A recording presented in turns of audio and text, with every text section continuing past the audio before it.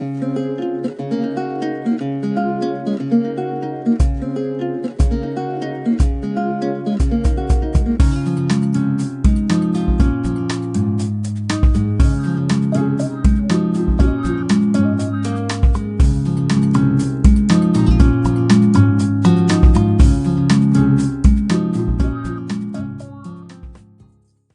प्यारे छात्रों, क्या हालचाल।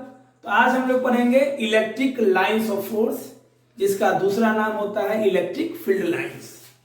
इसको हम एक उदाहरण से समझाते हैं।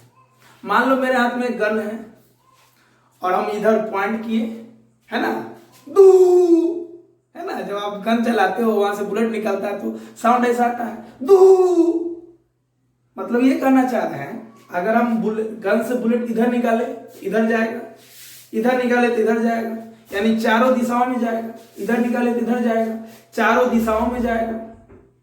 तो ये तो रियल कॉन्सेप्ट हो गया, गन से बुलेट निकलना रियल कॉन्सेप्ट हो गया, चारों दिशाओं में जाएगा।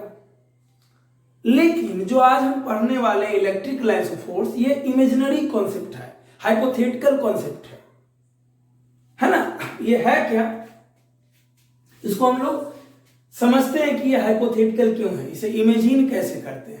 इसकी जानकारी माइकल फैराडे ने दिया। क्लियर। मान लो ये कोई प्लस चार्ज है। अब प्लस चार्ज का एक फील्ड होता है।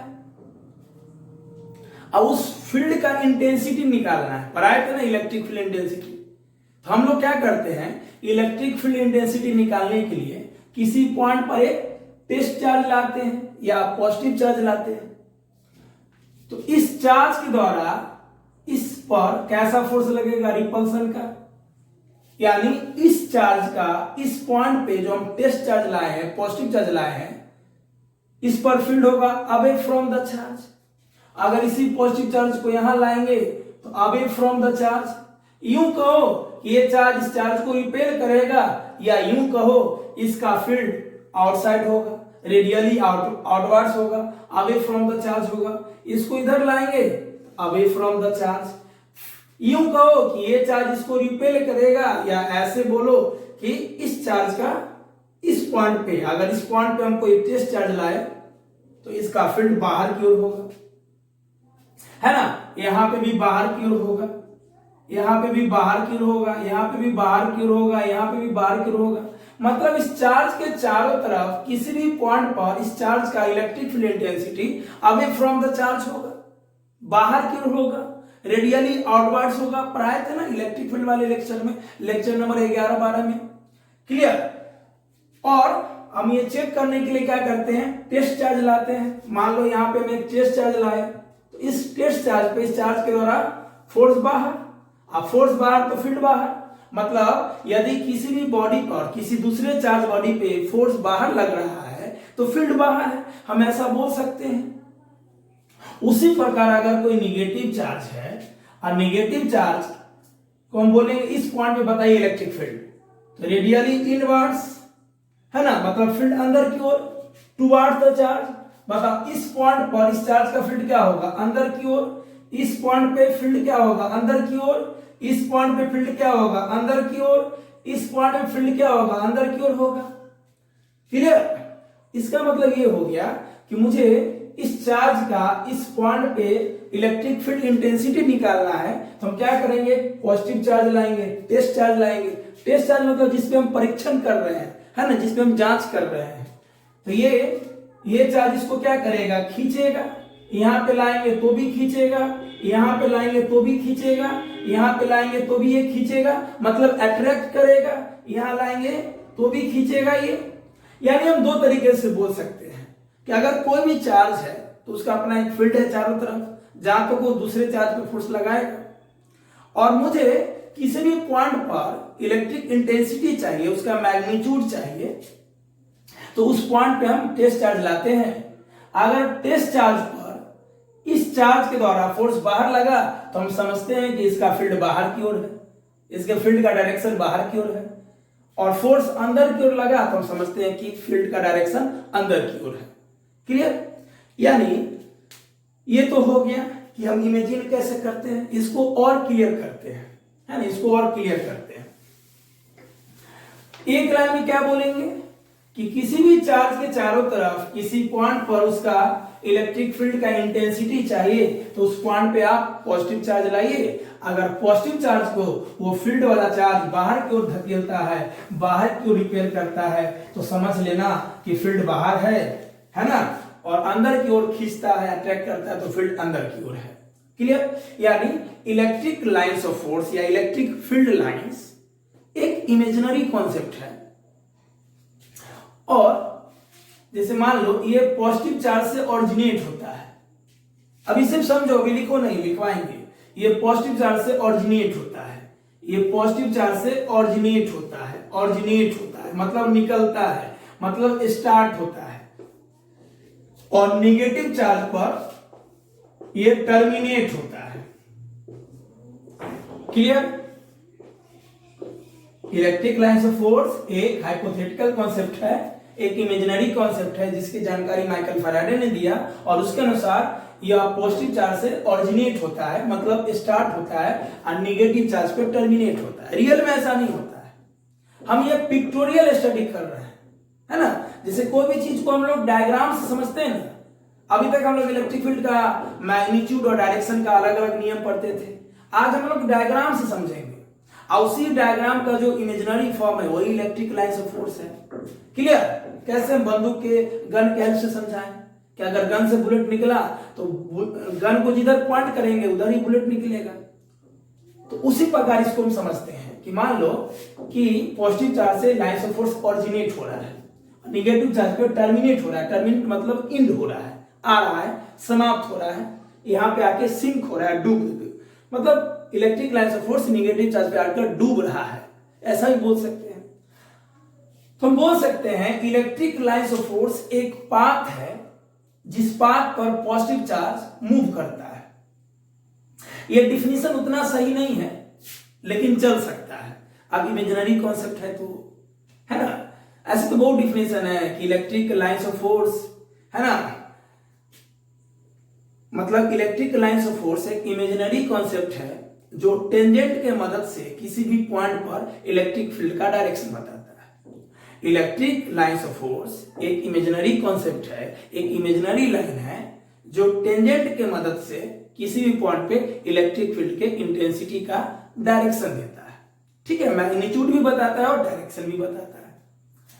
अब इसको समझते हैं कि अभी हम क्या बोले कि electric field lines, electric lines of force एक पाथ है, एक रास्ता है जिस रास्ते पे पॉजिटिव चार्ज मूव करता है ना। या इलेक्ट्रिक लाइंस ऑफ फोर्स या इलेक्ट्रिक लाइन ऑफ फोर्स या इलेक्ट्रिक फील्ड लाइंस एक पाथ, एक रास्ता है जिस पर पॉजिटिव चार्ज मूव होगा। तो चलो हम पॉजिटिव चार्ज लिए जहां से लाइंस ऑफ फोर्स ऑरिजिनेट हो रहा है, यहां पे हम कोई टेस्ट चार्ज लाए या पॉजिटिव चार्ज लाए। टेस्ट क्यों?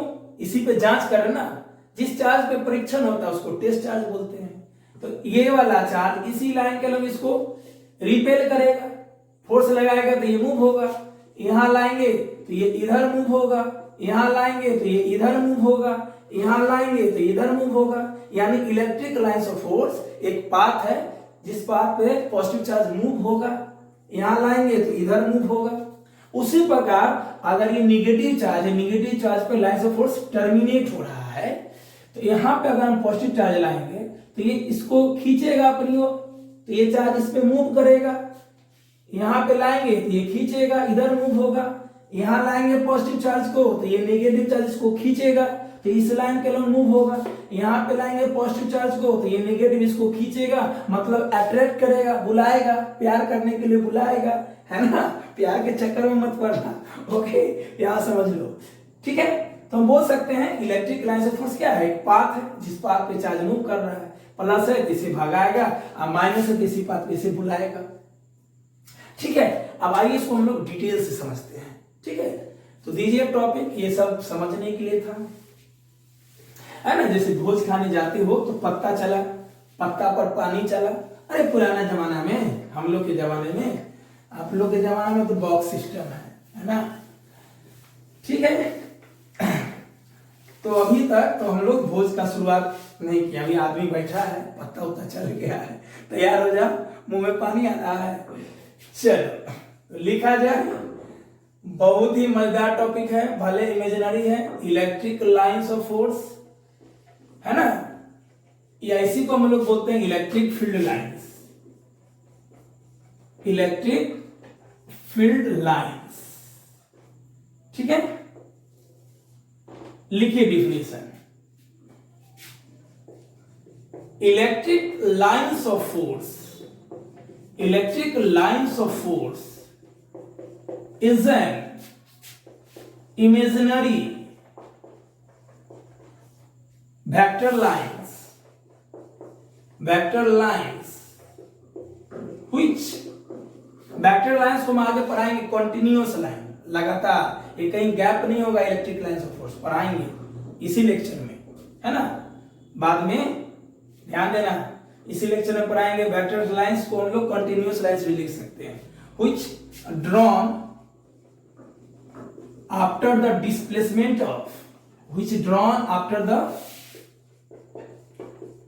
displacement of पॉजिटिव चार्ज या test charge.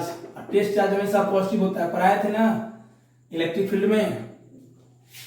In any electric field, in any electric field, समझते हैं। Electric lines of force is an imaginary vector lines, electric lines of force imaginary vector lines है, which drawn, जिसे draw किया जाता है after the displacement of test charge, जब test charge displace होगा। अब टेस्ट चार्ज डिस्प्लेस कब होता है, अभी समझाए थे ना, कि जैसे पॉजिटिव चार्ज से लाइंस ऑफ फोर्स ऑरिजिनेट होता है, तो ये लाइंस ऑफ फोर्स ऑरिजिनेट हो गया, सॉरी ऑरिजिनेट। अब यहां पे हम लाएंगे पॉजिटिव चार्ज को, तो इसके फोर्स के द्वारा ये डिस्प्लेस होगा। यहां पे लाएंगे तो ये इधर डिस्प्लेस होगा, यहां पे लाएंगे तो ये इधर डिस्प्लेस होगा। और निगेटिव चार्ज पे लाइंस ऑफ फोर्स टर्मिनेट होता है ना। और यहाँ पे हम एक टेस्ट चार्ज पॉजिटिव चार्ज को लाते हैं, तो ये इसमें फोर्स लगाएगा, खींचेगा, तो ये टेस्ट चार्ज डिस्प्लेस होगा, है ना। तो electric lines of force is an imaginary vector lines which drawn after the displacement of test charge। ये तब ड्रॉ किया जाता है जब टेस्ट चार्ज डिस्प्लेस होता है इन एनी इलेक्ट्रिक फील्ड, किसी भी चार्ज के इलेक्ट्रिक फील्ड में। जब टेस्ट चार्ज के डिस्प्लेसमेंट, जब टेस्ट चार्ज का डिस्प्लेसमेंट होता है, तो उस डिस्प्लेसमेंट को हम जिस लाइन से ड्रॉ करते हैं, उसी लाइन को तो इमेजिनरी हम लोग इलेक्ट्रिक लाइंस ऑफ फोर्स बोलते हैं। क्लियर? चलिए, मतलब नहीं समझ में आया, ऐसे देखो, मान लो पॉजिटिव चार्ज है, यहाँ पे कोई पॉजिटिव लाया, ये चार्ज इसको रिपेल किया, यहां लाए तो रिपेल किया, यहां लाए तो रिपेल किया। रियल में तो ये लाइन दिखता नहीं है, इसलिए इमेजिनरी है। इसी लाइन को हम बोलते हैं इलेक्ट्रिक लाइंस ऑफ फोर्स, है ना। अब दिखा सामने, एकदम विजुलाइज हुआ, क्योंकि फिजिक्स पढ़ना नहीं है, लिखना नहीं है, समझना नहीं, विजुलाइज करना। मान लो निगेटिव चार्ज है, यहाँ पे प्लस को लाया तो ये खींचा, ये चार्ज इसी लाइन के लिए मूव होगा। यहाँ पे पॉजिटिव को लाएंगे तो ये खींचेगा, यहाँ पे पॉजिटिव को लाएंगे तो ये खींचेगा, ठीक है।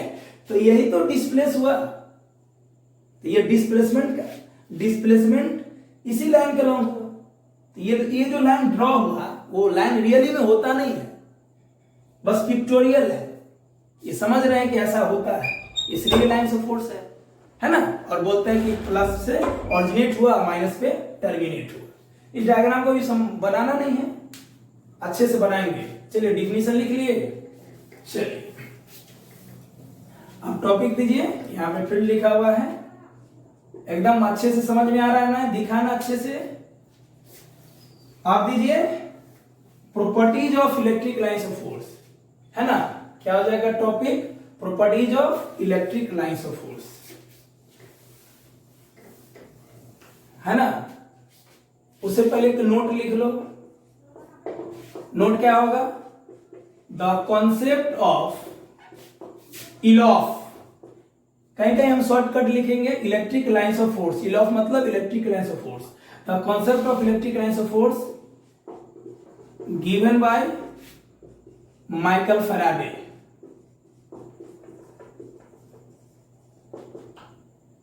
कौन दिए थे? Michael Faraday. ठीक है, लिख लो नोट। कभी कभी बोर्ड में ऑब्जेक्टिव में दे सकता है, कंपटीशन में नहीं पूछेगा। ठीक है, चलो टॉपिक दे दो। Properties of electric lines of force या इलेक्ट्रिक फील्ड लाइंस, है ना, प्रॉपर्टीज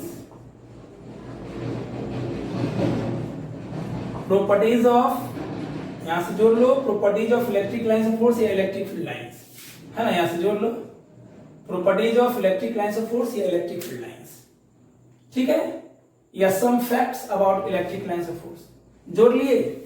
चलिए लिखिए पहला, अब अच्छे से पढ़ाई कीजिए, दनादन पढ़िए, यहां से चीजें बहुत मजेदार होने वाली है। पहला प्रॉपर्टीज, या स्टार्ट कर लो। Electric lines of force, electric lines of force originate from, originate का मतलब होता है स्टार्ट, शुरू होना, from positive charge, originate from positive charge, that means positive charge acts as a source of electric lines of force.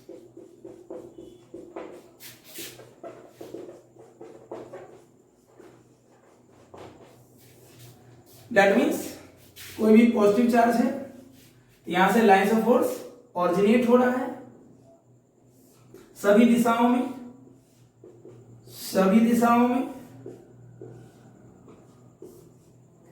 तो हम बोल सकते हैं कि positive charge acts as a source of electric lines of force. मान लो हमसे कोई 10 आदमी भोजन कर रहा है मेरे द्वारा, तो हम सोर्स का काम कर रहे हैं ना, हम 10 आदमी को खिला रहे हैं, तो पॉजिटिव चार्ज से लाइंस ऑफ फोर्स ऑरिजिनेट हो रहा है, यहां से स्टार्ट हो रहा है, तो पॉजिटिव चार्ज किसका काम कर रहा है, सोर्स का काम कर रहा है। जल्दी से डायग्राम बनाओ, ठीक है। चलो नेक्स्ट, दूसरा है electric lines of force, electric lines of force terminate at negative charge, negative को ऐसे भी लिखते हैं, that means electric lines of force, ELOF मतलब इलेक्ट्रिक लाइंस ऑफ फोर्स, इसका आप लोग जब नोट्स बना रहे हो ना पूरा नाम लिखना, okay, electric lines of force, that means electric lines of force sink at negative charge, sink at negative charge, यानी electric lines of force negative charge पे आके डूबता है, मर्ज होता है, समाप्त हो जाता है। तो मान लो ये नेगेटिव चार्ज है, इलेक्ट्रिक लाइंस ऑफ फोर्स आके डूब गया, यानी प्लस से निकलेगा तो माइनस में इंड होगा। टर्मिनेट को हम लोग क्या बोल सकते हैं, इंड बोल सकते हैं, है ना, ओके, इंड होगा, सभी दिशाओं से आकर इंड होगा, ठीक है।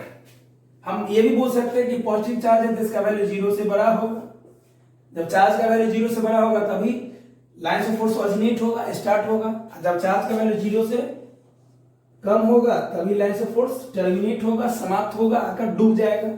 क्लियर, चलो जल्दी से लिखो, ओके। चलो नेक्स्ट हम लोग करें तीसरा,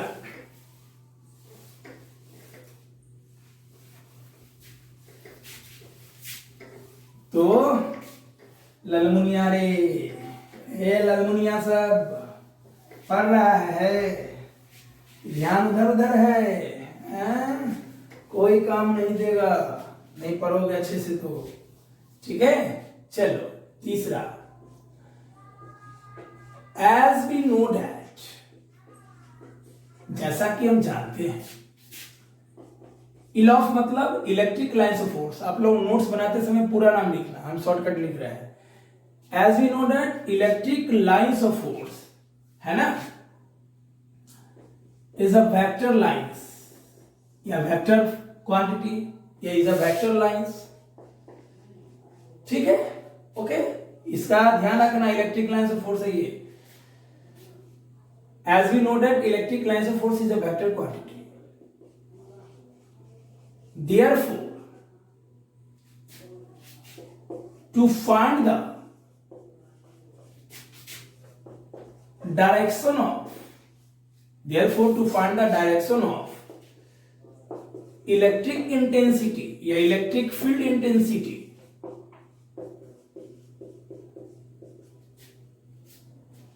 है ना on electric lines of force, on electric lines of force.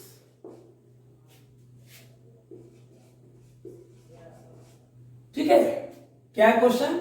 As we know that electric lines of force is vector lines, therefore हम जानते हैं कि electric lines of force vector lines है, इसलिए to find the direction of electric field intensity, electric field intensity का direction निकालने के लिए कहां पे? On electric lines of force, है ना। Be draw a tangent, be draw a tangent, हम लोग क्या करेंगे? टेंजेंट ड्रॉ करेंगे। Be draw a tangent at that point, जिस पॉइंट पे पूछा जाएगा उस पॉइंट पे टेंजेंट ड्रॉ करेंगे। ठीक है, यानी electric lines of force vector quantity है, वेक्टर लाइन्स है, तो हम जानते हैं ना इलेक्ट्रिक लाइन्स ऑफ फोर्स। ध्यान से देखो, इलेक्ट्रिक लाइन्स ऑफ फोर्स का काम है किसी भी रीजन में, किसी भी स्पेस में इलेक्ट्रिक फील्ड इंटेंसिटी का मतलब इलेक्ट्रिक फील्ड का मैग्नीट्यूड देना और डायरेक्शन देना, है ना। किसी भी इलेक्ट्रिक फील्ड में या किसी भी स्पेस में कहीं भी किसी भी पॉइंट पर इलेक्ट्रिक फील्ड का मैग्नीट्यूड और डायरेक्शन क्या होगा, उसी को तो इलेक्ट्रिक फील्ड इंटेंसिटी बोलते हैं ना। इलेक्ट्रिक फील्ड का मैग्नीट्यूड ही इलेक्ट्रिक फील्ड इंटेंसिटी कहलाता है। तो किसी भी पॉइंट पे इलेक्ट्रिक लाइन्स ऑफ फोर्स क्या करता है? इलेक्ट्रिक फील्ड का मैग्नीट्यूड बताता है, उसका डायरेक्शन बताता है, या इलेक्ट्रिक फील्ड इंटेंसिटी के बारे में बताता है, ऐसा बोल सकते हैं। आइए इसको हम लोग डायग्राम से समझते हैं, इसको नोट कर लो। ठीक है, चलो नोट कर लिए, डायग्राम से समझते हैं अच्छे से।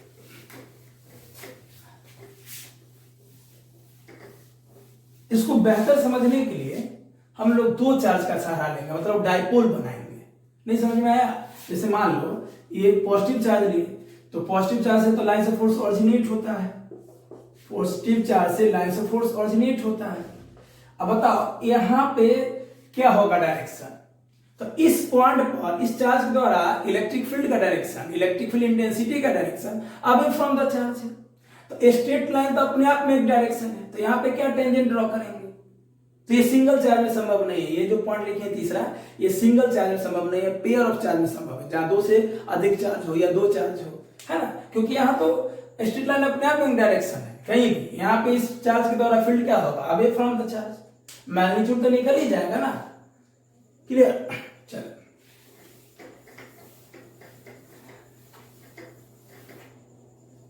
मान लो एक हम यहां पे पॉजिटिव चार्ज लिए और कुछ दूरी पे नेगेटिव चार्ज लिए, वही डाइपोल हो गया। तो पॉजिटिव चार्ज से लाइन्स ऑफ फोर्स क्या होता है? ऑरिजिनेट।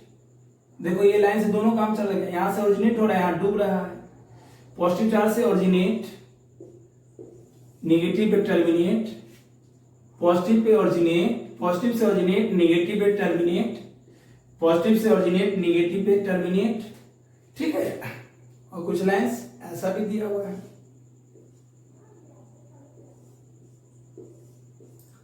ठीक है, चलो ऐसा डायग्राम दिया हुआ है। अब हम चाहते हैं कि किसी भी पॉइंट पे इलेक्ट्रिक फील्ड इंटेंसिटी का डायरेक्शन बताइए, इलेक्ट्रिक फील्ड का डायरेक्शन बताइए। तो मान लो इस पॉइंट पे हमको चाहिए इलेक्ट्रिक फील्ड इंटेंसिटी का डायरेक्शन। तो हम लोग क्या करते हैं, जब भी लाइन कर्व होता है तो यहाँ पे हम एक टेंजेंट ड्रॉ कर देते हैं, और यही टेंजेंट इस पॉइंट पे इलेक्ट्रिक फील्ड का डायरेक्शन बताता है। यानी electric field is directed, electric field is directed along the tangent to electric lines of force. यानी इलेक्ट्रिक फील्ड जो होता है वो टेंजेंट के अलोंग डायरेक्टेड होगा, जिधर टेंजेंट का डायरेक्शन होगा उधर इलेक्ट्रिक फील्ड का डायरेक्शन होगा, कहीं भी इलेक्ट्रिक लाइन्स ऑफ फोर्स पर। यही ना हम अभी बता रहे थे। अब यहाँ पे दो क्वेश्चन है कि और सब जगह तो लाइन यहाँ पे स्ट्रेट लाइन है, यहाँ पे स्ट्रेट है, यहाँ भी स्ट्रेट होगा, पॉजिटिव चार्ज से ओरिजिनेट और नेगेटिव पे टर्मिनेट, ये भी स्ट्रेट, यहाँ भी स्ट्रेट, यहाँ भी स्ट्रेट। लेकिन यहाँ कर्व क्यों बना? दो क्वेश्चन हमें यहां से जानना है, कर्व क्यों बना और टेंजेंट क्यों ड्रॉ करते हैं, क्या रीजन है। ठीक है, तो सबसे पहले इसके बारे में जानते हैं कि यहाँ स्ट्रेट लाइन क्यों होता है। मान लो किसी भी पॉइंट पे इलेक्ट्रिक फील्ड इंटेंसिटी का मैग्नीट्यूड या डायरेक्शन चाहिए, तो मैग्नीट्यूड के लिए तो हमारे पास फॉर्मूला था ही 1/4πε0 Q/r²। इलेक्ट्रिक फील्ड इंटेंसिटी का मैग्नीट्यूड है। और आज हम नया तरीका भी सीखेंगे इलेक्ट्रिक फील्ड इंटेंसिटी का मैग्नीट्यूड निकालने का, बिना फॉर्मूला का सीखेंगे। और डायरेक्शन निकालने के लिए क्या करते हैं, वहां पे एक टेस्ट चार्ज लाते हैं।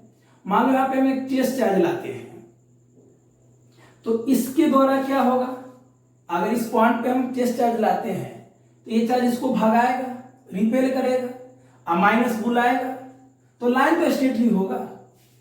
ये टेस्ट चार्ज को या पॉजिटिव चार्ज को, ये दोनों चार्ज के बीच में हम कहीं भी लाएंगे तो लाइन कैसा होगा, ये पॉजिटिव चार्ज इस पॉजिटिव को रिपेल करेगा, ये नेगेटिव चार्ज इसको बुलाएगा।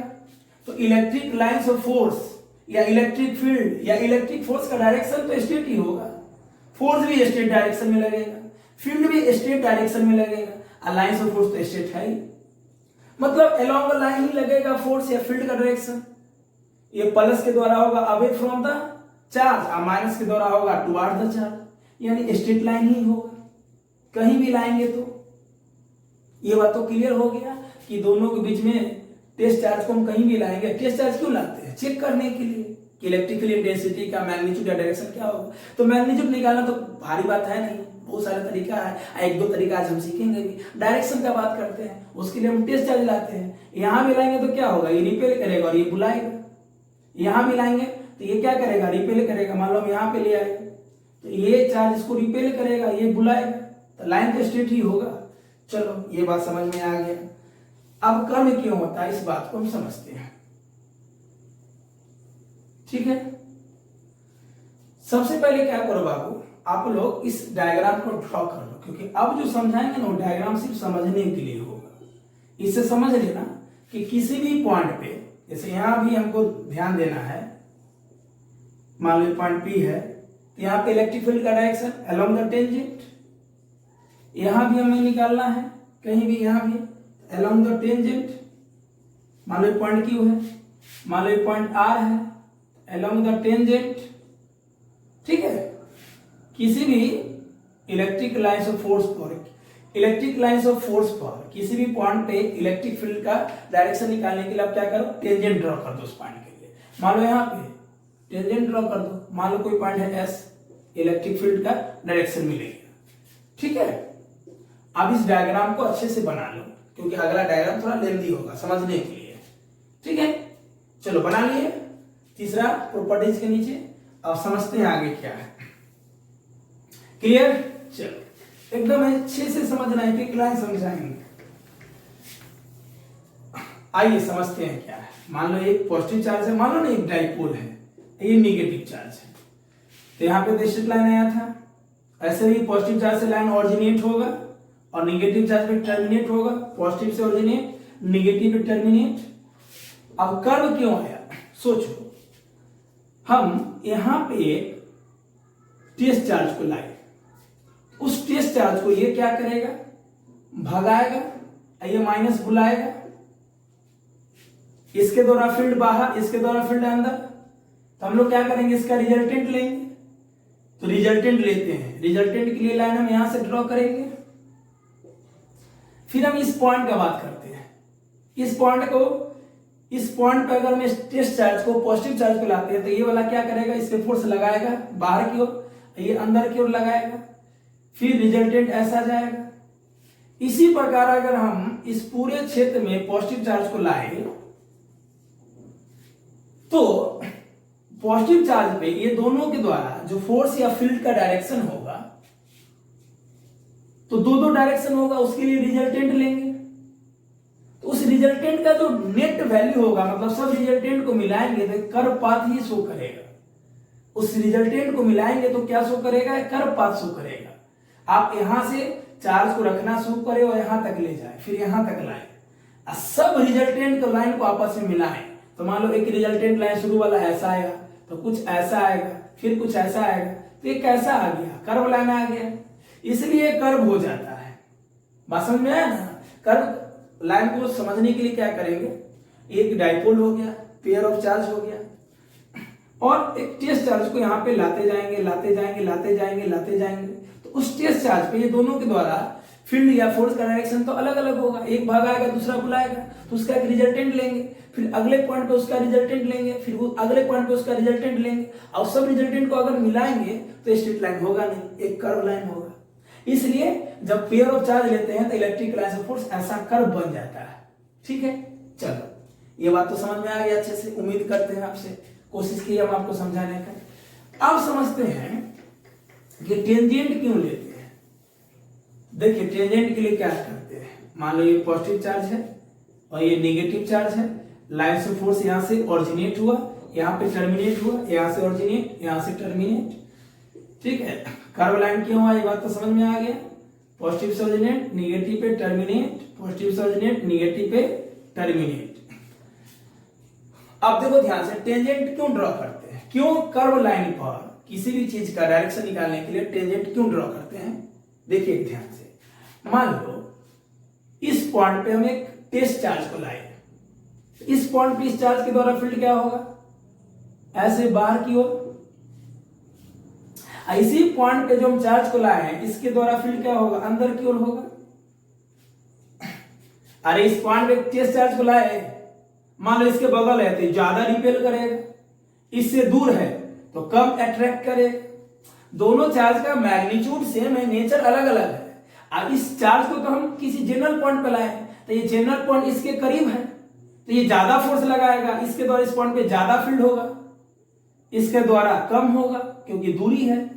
ठीक है, लेकिन डायरेक्शन तो यही रहेगा। अब ध्यान से देखो, ये फील्ड मान लो इसका नाम दे दो E1, इसका नाम दे दो E2, तो इस पॉइंट पे दो फील्ड हो गया, तो हम लोग रिजल्टेंट लेंगे, वेक्टर के द्वारा रिजल्टेंट लेंगे, ये दोनों का वेक्टर सम लेंगे या रिजल्टेंट लेंगे, तो रिजल्टेंट कुछ ऐसा जाएगा।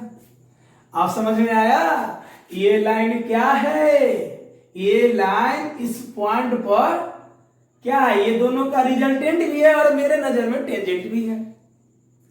इसलिए किसी भी पॉइंट पे टेंजेंट अगर हम ड्रॉ करते हैं तो ये समझ लेना वो tangent behaves like a resultant of दो electric field, resultant of two electric fields, है ना। यानी ये लाइन एक रिजल्टेंट भी है, मेरे नजर में रिजल्टेंट है, लेकिन इस लाइन ऑफ फोर्स के नजर में रिजल्टेंट, ये रिजल्टेंट भी है और टेंजेंट भी है। इसलिए हम लोग क्या करते हैं, टेंजेंट ड्रॉ करते हैं। किसी भी पॉइंट पे टेस्ट चार्ज को ला और टेस्ट चार्ज पे इसके द्वारा फील्ड निकाल लो, इसके द्वारा फील्ड निकाल लो, और वो दोनों फील्ड का जो रिजल्टेंट होगा वो resultant behaves like a tangent होगा। इसलिए हम बोलते हैं इलेक्ट्रिक लाइंस ऑफ फोर्स पर अगर इलेक्ट्रिक फील्ड इंटेंसिटी का डायरेक्शन चाहिए किसी भी पॉइंट पे, तो उस पॉइंट पे आप क्या कीजिए, टेंजेंट ड्रॉ कीजिए। ठीक है, इसलिए टेंजेंट ड्रॉ करते हैं। टेंजेंट ड्रॉ क्यों करते हैं ये बात समझ गए, है ना, क्योंकि दो इलेक्ट्रिक फील्ड हो गया ना, एक ऐसे एक ऐसे, तो दोनों का रिजल्टेंट ले लिया, वही resultant behaves like a tangent. चलो अब एक बात और, टेंजेंट कहने से भी बात पूरा क्लियर नहीं हो रहा है। कैसे, तो मान लो हम इस पॉइंट पे बात कर रहे हैं, इस पॉइंट पे इलेक्ट्रिक फील्ड का टेंजेंट ऐसे भी हो सकता है और ऐसे भी हो सकता है। आप बोलेंगे कि इस पॉइंट पे इलेक्ट्रिक फील्ड इंटेंसिटी का डायरेक्शन ये भी है ये भी है, नहीं, संभव तो नहीं, या तो ये होगा या तो ये होगा, तो ये नहीं होगा। क्यों, उसके लिए क्या करेंगे, ध्यान से देखो, electric line of force positive से ओरिजिनेट हो रहा है और निगेटिव पे टर्मिनेट हो रहा है। Electric line of force positive से ओरिजिनेट हो रहा है, निगेटिव पर टर्मिनेट हो रहा है। तो ये डायरेक्शन देख रहे हो ना, इलेक्ट्रिक लाइन ऑफ फोर्स का ऐसे डायरेक्शन है, आगे की ओर बढ़ रहा है, तो इसी डायरेक्शन में इलेक्ट्रिक फील्ड का डायरेक्शन होगा, इलेक्ट्रिक फील्ड इंटेंसिटी का डायरेक्शन होगा। जिस डायरेक्शन में ये एरो होगा ना, उसी डायरेक्शन के लॉन्ग होगा। फिर से सुनो, आपके दिमाग में आएगा ना, सर टेंजेंट तो हम पीछे भी ले सकते हैं, नहीं, टेंजेंट उसी डायरेक्शन में लेंगे जिस डायरेक्शन में ये एरो होगा, जिस डायरेक्शन में इलेक्ट्रिक लाइन ऑफ फोर्स आगे बढ़ेगा। क्लियर, चलो ये डायग्राम नोट कर लो। ओके, आप ब्रैकेट में बंद कर लेना, जब भी एक्स्ट्रा चीज बताए ब्रैकेट में बंद कर लेना। एकदम दिमाग मजे मजे हो गया, मजा आ गया ना, मचा दिए। क्लियर, ऐसे ही मचाएंगे, बस अच्छे से देखो ना, जान जी लगा देंगे आपको समझाने में। चले आगे, चलो अब ध्यान से देखो, इस पे एक चीज और करते हैं। मान लो प्लस माइनस हो गया पेयर ऑफ चार्ज, तो प्लस प्लस भी होगा पेयर ऑफ चार्ज, तो प्लस माइनस को बोलते हैं डाइपोल, तो प्लस प्लस को बोलेंगे बाइपोल। आगे वाले स्टडी में पढ़ोगे। तो मान लो मैं यहाँ पे एक पॉजिटिव चार्ज लिए, यहाँ भी एक पॉजिटिव चार्ज लिए, ठीक है, थोड़ा और करीब ले लो। अब देखो क्या होगा, लाइन्स ऑफ फोर्स यहां से भी ओरिजिनेट, ये भी ओरिजिनेट, लेकिन अब ऐसा नहीं होगा। आप जो ओरिजिनेट करोगे, है ना, ये कुछ ऐसा हो जाएगा,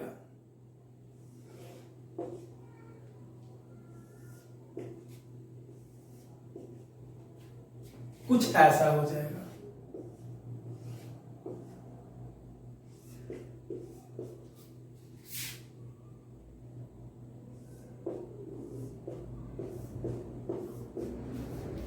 अगर प्लस माइनस कर रहा है कॉम्बिनेशन तो डाइपोल, अब प्लस प्लस कर रहा है तो इसको हम लोग इलेक्ट्रिक बाइपोल भी बोलेंगे।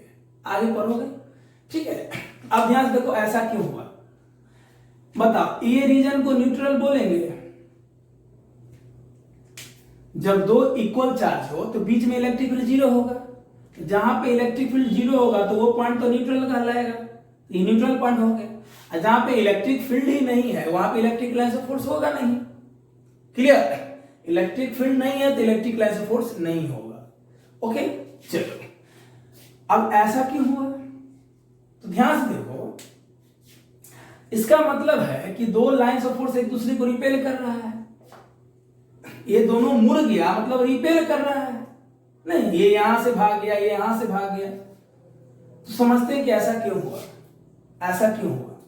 सोचो, अगर मान लो ये नहीं रहता तो इसका इलेक्ट्रिक फील्ड इस पॉइंट पे कुछ ऐसा रहता। इसको समझाते हैं दूसरे डायग्राम से। इस डायग्राम को जल्दी बनाओ कि ऐसा क्यों हुआ, समझाते हैं। ये बना लो, समझाते हैं, ठीक है। चलो समझाते हैं अच्छे से। मान लो यहां पे एक प्लस चार्ज है, यहां पे प्लस है।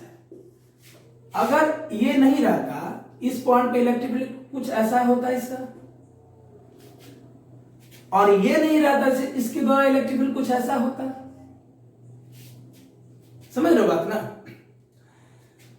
अगर ये चार्ज नहीं रहता तो इस जनरल पॉइंट पे इसके द्वारा इलेक्ट्रिक फील्ड कुछ ऐसा ही जाता, क्योंकि इलेक्ट्रिक फील्ड तो इन्फिनिटी तक जाता है। अगर ये चार्ज नहीं रहता तो इसके द्वारा इसी पॉइंट पे इलेक्ट्रिक फील्ड ऐसा ही जाता रहता इन्फिनिटी तक।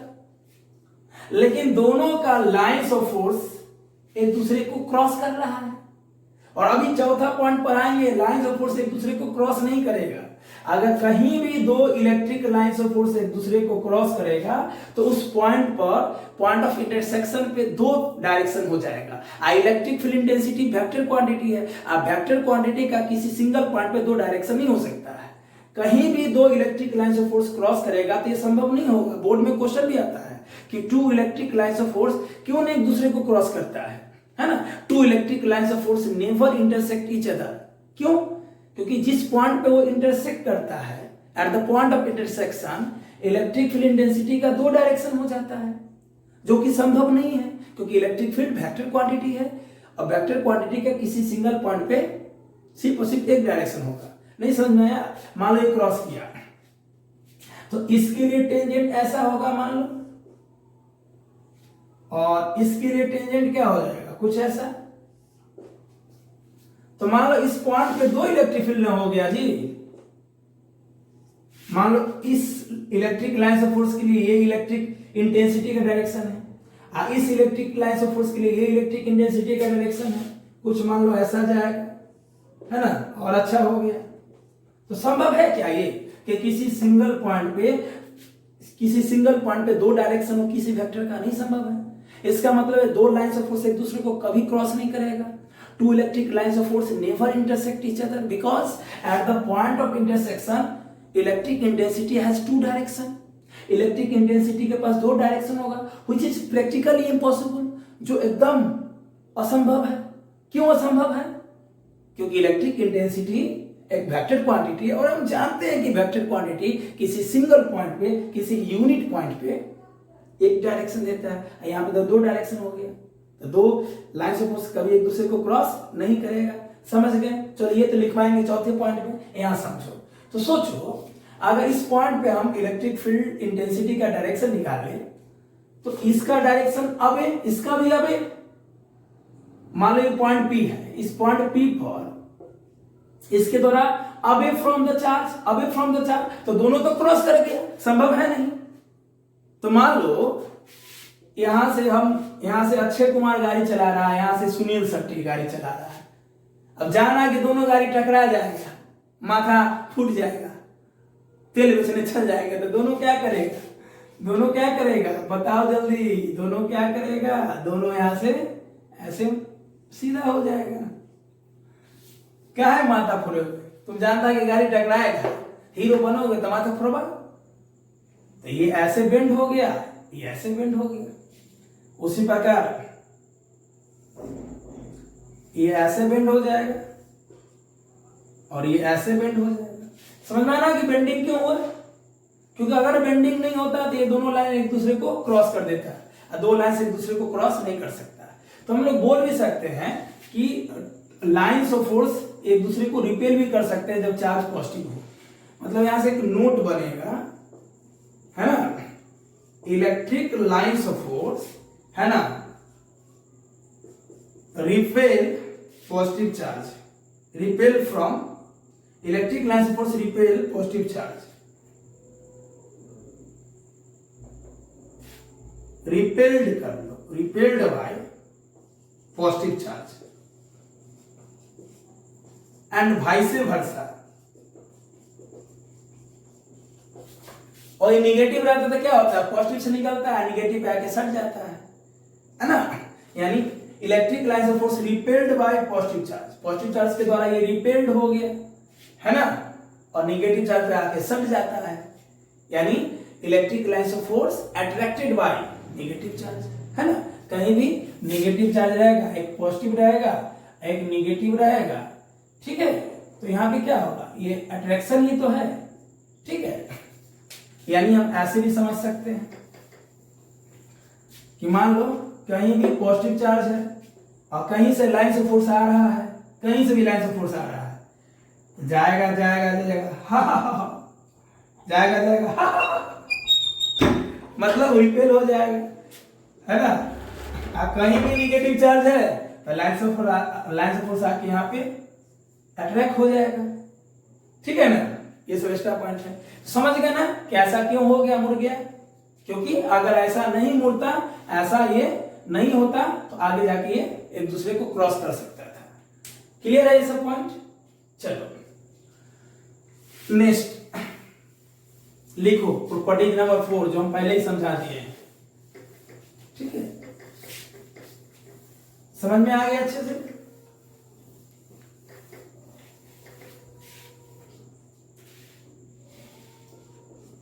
है ना। Two electric lines of force, two electric lines of force never intersect each other because at the point of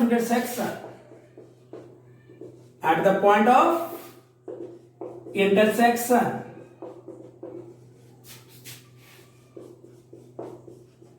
electric intensity, है ना, electric intensity has two direction, which is practically impossible या impossible। क्यों impossible है ऐसा? Because, है ना, we know that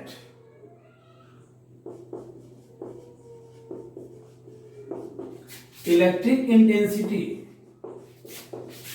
या electric field intensity भी लिख सकते हो, is a vector quantity, clear. And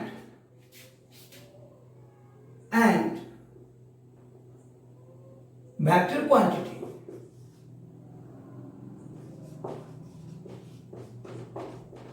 या एनी वेक्टर क्वांटिटी, कोई भी वेक्टर क्वांटिटी और कोई भी vector quantity gives a single direction at that point.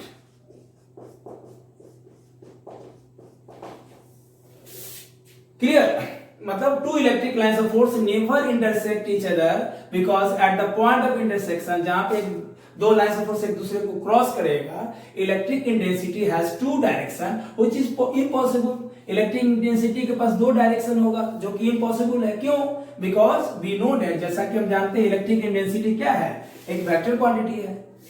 और एनी वेक्टर क्वांटिटी और कोई भी vector quantity gives a single direction at that point. किसी भी इंटरसेक्शन पे या किसी भी सिंगल पॉइंट पे, है ना, किसी भी सिंगल पूरे स्पेस में हम बात कर रहे हैं, कोई भी वेक्टर क्वांटिटी किसी पॉइंट पे एक ही डायरेक्शन दे सकता है. आइए इसको डायग्राम से समझते हैं. लैंग्वेज लिख लो, बोर्ड में पूछता है 2 नंबर में. ठीक है, लिख लिया लैंग्वेज. समझते हैं डायग्राम से. अच्छे से नोट्स बनाइए. ठीक है, खुद का नोट्स बनाइए तो और अच्छा रहेगा. पढ़िए, खुद का नोट्स बनाइए. व्हाट्सएप नंबर हम हमेशा दे रहे हैं नोट पूछने के लिए. ठीक है, चलो समझते हैं. मान लो कोई भी लाइन ऑफ फोर्स, मान लो ये पॉजिटिव चार्ज है, ये नेगेटिव चार्ज है, कैसा भी डायग्राम बना लो. Originate terminate. ठीक है, ऑरिजिनेट टर्मिनेट. मान लो ऐसा हो जाता इस पॉइंट पे, तो देखो ध्यान से, दो लाइंस ऑफ फोर्स इस पॉइंट से, दो डायरेक्शन ना. तो बताओ इस पॉइंट पे इसके लिए इलेक्ट्रिक फील्ड इंटेंसिटी का टेंजेंट ऐसा होगा, इसके लिए ऐसा होगा. संभव है? नहीं संभव है ना. इस पॉइंट पे संभव है, इसके लिए इलेक्ट्रिक इंटेंसिटी का डायरेक्शन ऐसा, इसके लिए ऐसा, तो नहीं संभव है ना. दो इलेक्ट्रिक इंटेंसिटी इस पॉइंट पे मिल रहा है और वेक्टर क्वांटिटी किसी सिंगल पॉइंट पे दो डायरेक्शन नहीं दे सकता, इसलिए ये असंभव है. इसलिए दो लाइंस ऑफ फोर्स कभी एक दूसरे को क्रॉस नहीं करेंगे. क्लियर? चलो डायग्राम बना लो. नेक्स्ट, ये प्रॉपर्टी नंबर 4 था ना. चलो आगे बढ़ेंगे. अब हम अगला लिखिए. 5वां, इलेक्ट्रिक लाइंस ऑफ फोर्स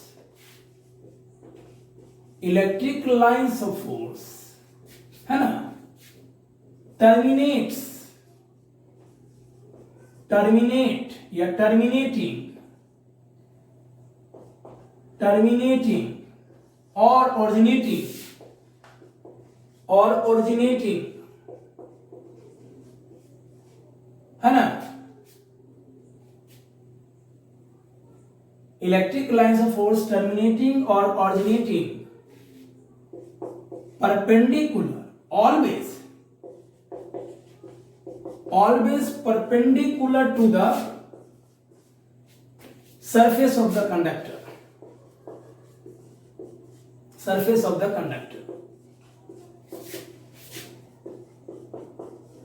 मतलब कोई भी कंडक्टर है, मेटालिक सरफेस, मेटालिक बॉडी है, तो उस मेटालिक बॉडी पे इलेक्ट्रिक लाइंस ऑफ फोर्स या तो इंसिडेंट हो या तो आए, क्लियर, या वहां से निकले, हमेशा परपेंडिकुलर होगा. जैसे मान लो ये कंडक्टर है, इस कंडक्टर पे पॉजिटिव चार्ज है, तो या तो पॉजिटिव चार्ज है तो यहां से लाइंस ऑफ फोर्स ऑरिजिनेट होगा,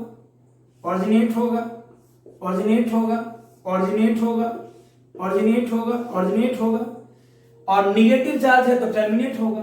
तो किसी भी कंडक्टर से electric lines of force originate हो या टर्मिनेट हो, वो हमेशा परपेंडिकुलर ही होगा, हमेशा 90 डिग्री पे ही होगा. या तो होगा ही नहीं, जब भी होगा 90 डिग्री पे होगा, है ना. कहीं भी पॉजिटिव चार्ज है, लाइंस ऑफ फोर्स ऑरिजिनेट होगा.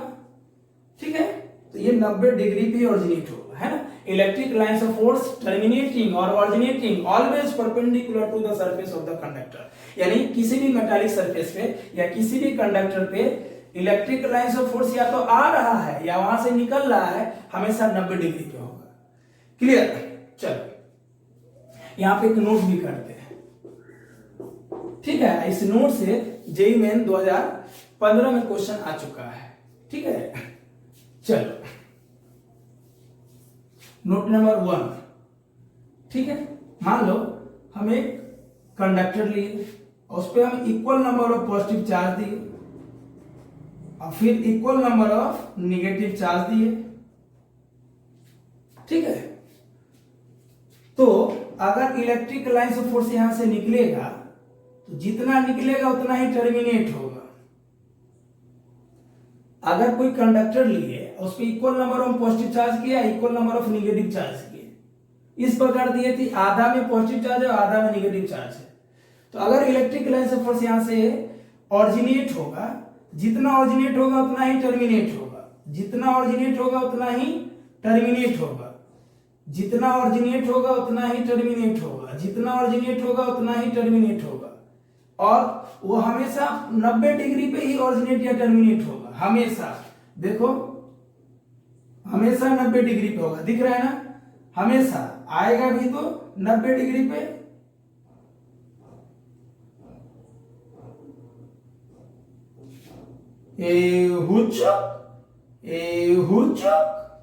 निकलेगा भी तो 90 डिग्री होना चाहिए और आएगा भी तो 90 डिग्री होना चाहिए। क्लियर, हमेशा ऐसा होगा। ओके, ये आईटी का क्वेश्चन है, ठीक है ना। ठीक, इसको इस पे हम एक नोट और करते हैं, ठीक है। इसको लिख लीजिए अच्छे से। तो मेटालिक सरफेस पे कंडक्टर पे इलेक्ट्रिक लाइन से फोर्स या तो इंसिडेंट हो या वहां से ओरिजिनेट हो, हमेशा परपेंडिकुलर होगा। अब मालूम है कंडक्टर लिए, आधा पे पॉजिटिव चार्ज आधा पे नेगेटिव चार्ज, तो जितना लाइंस ऑफ फोर्स ओरिजिनेट होगा उतना ही टर्मिनेट होगा, ये बराबर होगा। क्लियर, 10 अगर ओरिजिनेट हुआ तो 10 टर्मिनेट होगा। चलो ये तो बात हो गया, समझ में आ गया। अब ओरिजिनेट और टर्मिनेट करते समय ये ध्यान रखना है कि वो हमेशा 90 डिग्री पे ओरिजिनेट होगा, 90 डिग्री पे टर्मिनेट होगा, 90 डिग्री पे ओरिजिनेट होगा, 90 डिग्री पे टर्मिनेट होगा, है ना। जैसे मान लो ये यहां से ओरिजिनेट हो रहा था, टर्मिनेट भी 90 डिग्री पे होगा और ये ओरिजिनेट भी 90 डिग्री पे ही होगा, है ना। ओरिजिनेट भी 90 डिग्री पे ये होगा। क्लियर, मान लो और दिखाना है, कोई दिक्कत नहीं है, जितना ओरिजिनेट उतना ही टर्मिनेट, है ना। लेंदी तो नहीं हो रहा है डायग्राम, लेंदी तो नहीं हो रहा है। तो अगर ये 90 से निकला है तो 90 पे ही गिरेगा। देखो 90 से निकला है, 90 पे ही टर्मिनेट होगा, ठीक है। बात आया समझ में, अच्छे से बनाओ ध्यान से। मतलब जितना, अगर मान लो आधा पे पॉजिटिव चार्ज आधा पे नेगेटिव चार्ज, कोई भी मेटालिक सरफेस है, मेटालिक बॉडी है, तो जितना ऑरिजिनेट उतना ही टर्मिनेट। लेकिन ध्यान रखना, ऑरिजिनेट करते समय भी 90 डिग्री और टर्मिनेट करते समय ही 90 डिग्री होना चाहिए। चलो नोट नंबर 2, मान लो इक्विलेटरल ट्रायंगल है, यहां भी पॉजिटिव चार्ज दे दिया, यहां भी पॉजिटिव चार्ज दे दिया, यहां भी पॉजिटिव चार्ज दे दिया। अब बोलेगा इलेक्ट्रिक लाइन से फोर्स को दिखाइए। ये हम प्रॉपर्टीज नंबर 3 से ले रहे हैं, ठीक है। चलो सोचो, किसी भी जनरल पॉइंट पे अगर इलेक्ट्रिक लाइन, इलेक्ट्रिक फील्ड का डायरेक्शन देखे तो क्रॉस कर जाएगा, तो क्रॉस ना हो तो उसके लिए क्या होगा, है ना।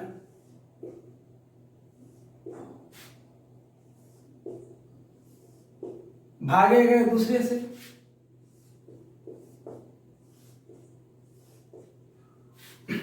ठीक है।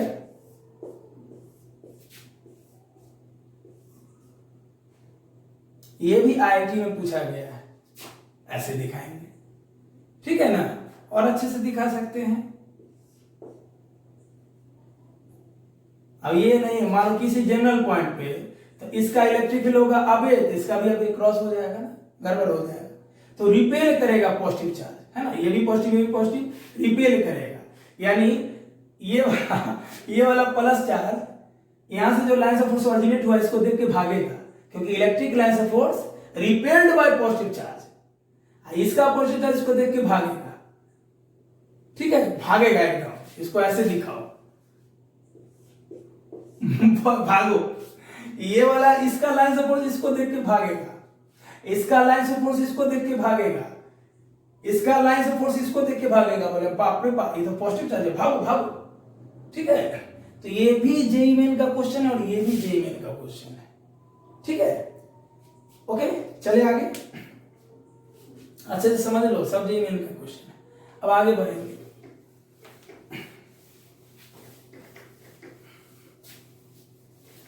चलिए चलो अगला प्रॉपर्टीज कितना नंबर होगा, 6 नंबर ना। चलो प्रॉपर्टीज नंबर 6, ठीक है, ध्यान से देखो। Electric lines of force, electric lines of force, electric lines of force is always continuous because electric field is continuous, because field is continuous.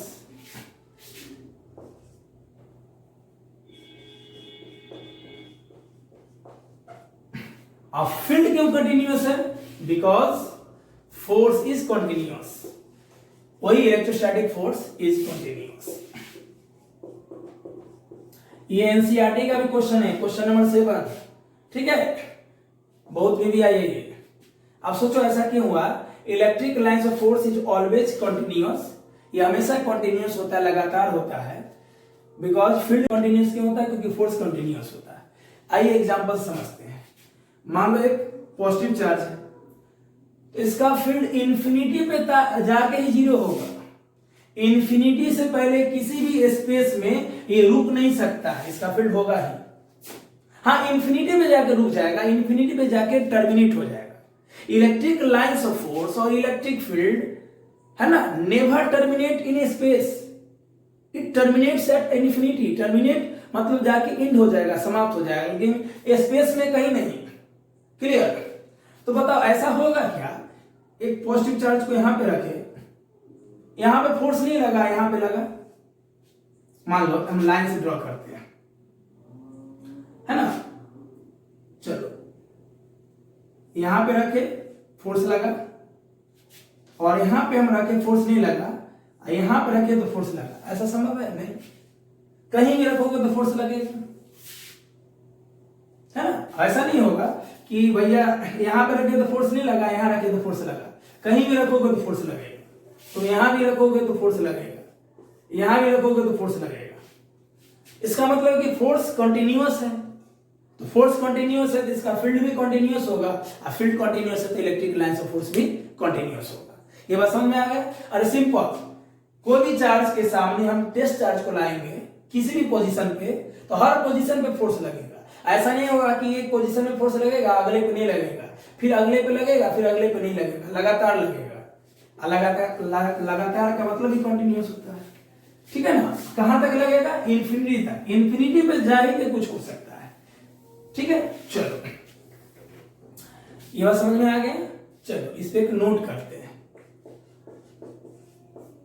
मान लो इलेक्ट्रिक फील्ड में हमें कंडक्टर को प्लेस किया, ये कंडक्टर है, कोई मेटालिक बॉडी है, और तो हम क्या देखे कि electric lines of force discontinuous हो गया। क्या हो गया? डिसकंटिन्यूअस हो गया, है ना। इलेक्ट्रिक फील्ड किसी कंडक्टर के अंदर 0 होता है। क्यों 0 होता है समझा रहे हैं। किसी भी कंडक्टर के अंदर इलेक्ट्रिक फील्ड 0 होता है, नेट इलेक्ट्रिक फील्ड 0 होता है। अब अभी बोले कि electric lines of force always continuous, और यहां तो गैप हो गया, क्वेश्चन में भी आता है, तो ये गलत है। अरे या तो ये सही है तो ये गलत है, दोनों सही है, थोड़ा सा अंतर है, समझते हैं क्या है। यहां भी कंटिन्यूअस है लेकिन दिख नहीं रहा है, क्यों गैप हो जा रहा है, इसको समझाते हैं एक उदाहरण से, ठीक है। ध्यान से देखो कि यहां पे इलेक्ट्रिक लाइन्स ऑफ फोर्स क्यों गैप हो गया। तो पढ़ाए थे ना, है ना, चार्जिंग ऑफ अ बॉडी में इंडक्शन के द्वारा चार्ज। तो मान लो किसी भी फील्ड में एक हम कोई कंडक्टर को रखते हैं, मान लो इलेक्ट्रिक फील्ड में इसको रखे, किसी भी इलेक्ट्रिक फील्ड में, इलेक्ट्रिक फील्ड का डायरेक्शन है ऐसे, तो इस इलेक्ट्रिक फील्ड के द्वारा इसमें जो इलेक्ट्रॉन है वो इधर एक्यूमुलेट हो जाता है, आ जाता है, और पॉजिटिव चार्ज इधर एक्यूमुलेट हो जाता है, इधर जमा हो जाता है। यानी नेगेटिव चार्ज का डेंसिटी एक तरफ और पॉजिटिव चार्ज का डेंसिटी एक तरफ। ऐसा क्यों? क्योंकि इलेक्ट्रिक फील्ड के द्वारा इसके अंदर जितना भी नेगेटिव और पॉजिटिव चार्ज इस पे तो फोर्स लगेगा। तो नेगेटिव चार्ज का फोर्स क्या लगता है? फील्ड का अपोजिट। तो इसके अंदर जो इलेक्ट्रॉन है, जो नेगेटिव चार्ज है, फील्ड के अपोजिट भागेगा, और जो पॉजिटिव चार्ज है फील्ड के अलॉन्ग भागेगा। तो इस इलेक्ट्रिक फील्ड के द्वारा, यानी इलेक्ट्रिक फील्ड में ही इस कंडक्टर को प्लेस किए, तो उस कंडक्टर के अंदर जो भी नेगेटिव पॉजिटिव चार्ज है वो भागने लगा। नेगेटिव चार्ज फील्ड का अपोजिट, आप पॉजिटिव चार्ज फील्ड के डायरेक्शन में। तो कुछ ऐसा सिचुएशन बना। अब ध्यान से देखो, ये अपना इलेक्ट्रिक फील्ड उत्पन्न किया। इलेक्ट्रिक फील्ड का डायरेक्शन होता है प्लस से माइनस। ये अपना इलेक्ट्रिक फील्ड क्रिएट किया, और बाहर वाला तो इलेक्ट्रिक फील्ड है ही, बाहर वाला इलेक्ट्रिक फील्ड ऐसे है, बाहर वाला इलेक्ट्रिक फील्ड ऐसे है। तो शुरुआत में अंदर वाला इलेक्ट्रिक फील्ड मतलब इंड्यूस चार्ज के द्वारा, इंडक्शन के द्वारा जो चार्ज इंड्यूस हो गया, ये जो चार्ज है ये इंड्यूस हो गया। तो इंड्यूस चार्ज के द्वारा जो इलेक्ट्रिक फील्ड है और एक्सटर्नल इलेक्ट्रिक फील्ड, मतलब जैसे मान लो ये कोई कंडक्टर है, इस कंडक्टर को हम फील्ड में रखें, इस कंडक्टर को हम फील्ड में रखें, तो फील्ड तो एक फील्ड हो गया ऐसे, जिसको हम लोग एक्सटर्नल इलेक्ट्रिक फील्ड बोल रहे हैं, एक्सटर्नल इलेक्ट्रिक फील्ड। और उस फील्ड के द्वारा चार्ज इंड्यूस हो गया, नेगेटिव चार्ज इधर आ गया, पॉजिटिव चार्ज इधर आ गया। इलेक्ट्रिक फील्ड के फोर्स लगने के कारण नेगेटिव चार्ज फील्ड के अपोजिट भागा, आप पॉजिटिव चार्ज फील्ड के अलॉन्ग भागा। तो पॉजिटिव चार्ज यहां जमा हो गया, नेगेटिव यहां जमा हो गया इंड पर, ओके, जिसको हम लोग इंड्यूस चार्ज बोलेंगे। तो इस इंड्यूस चार्ज का भी तो फील्ड होगा, उस फील्ड का डायरेक्शन होगा प्लस से माइनस। तो शुरुआत में तो दोनों का मैग्नीट्यूड अलग अलग है, लेकिन समय के साथ, है ना, मान लो टी पर शुरू में दोनों का मैग्नीट्यूड अलग अलग है। तो इलेक्ट्रॉन तब तक आता रहता है, इलेक्ट्रॉन तब तक आता रहेगा, इलेक्ट्रॉन पे तब तक फोर्स लगता रहेगा जब तक का अंदर वाला फील्ड, यानी इंड्यूस चार्ज के द्वारा जो फील्ड है वो एक्सटर्नल फील्ड के बराबर ना हो। आज ही समय दोनों बराबर होगा तो अंदर का इलेक्ट्रिक फील्ड क्या हो जाएगा? जीरो। मतलब अंदर का इलेक्ट्रिक लाइन से फोर्स क्या हो जाएगा? जीरो, है ना, क्योंकि बाहर वाला इलेक्ट्रिक फील्ड तो हमेशा है ही। अब उसी इलेक्ट्रिक फील्ड के द्वारा यहाँ पे चार्ज इंड्यूस हुआ प्लस और माइनस, तो इसका भी अपना एक फील्ड हुआ, तो वो फील्ड इस फील्ड को कैंसिल कर दिया।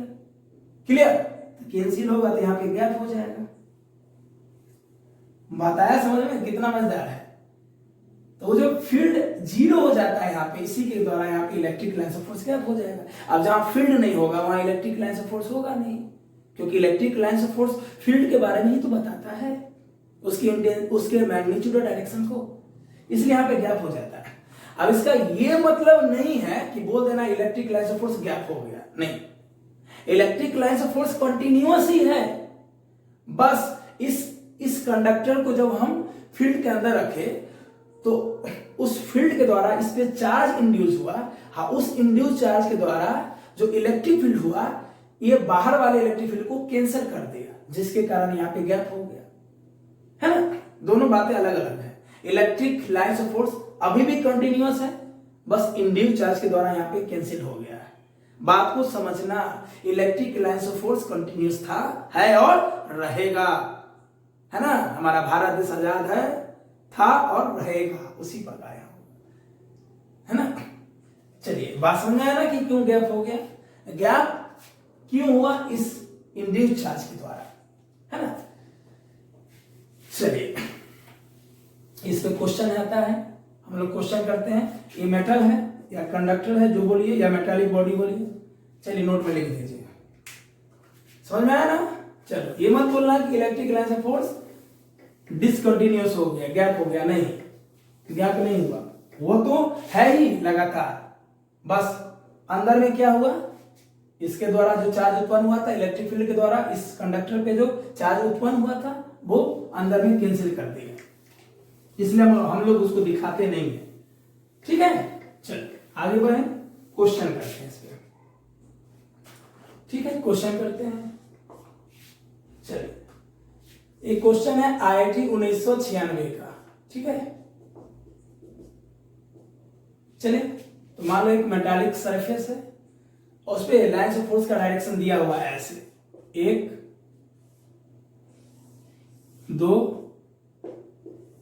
3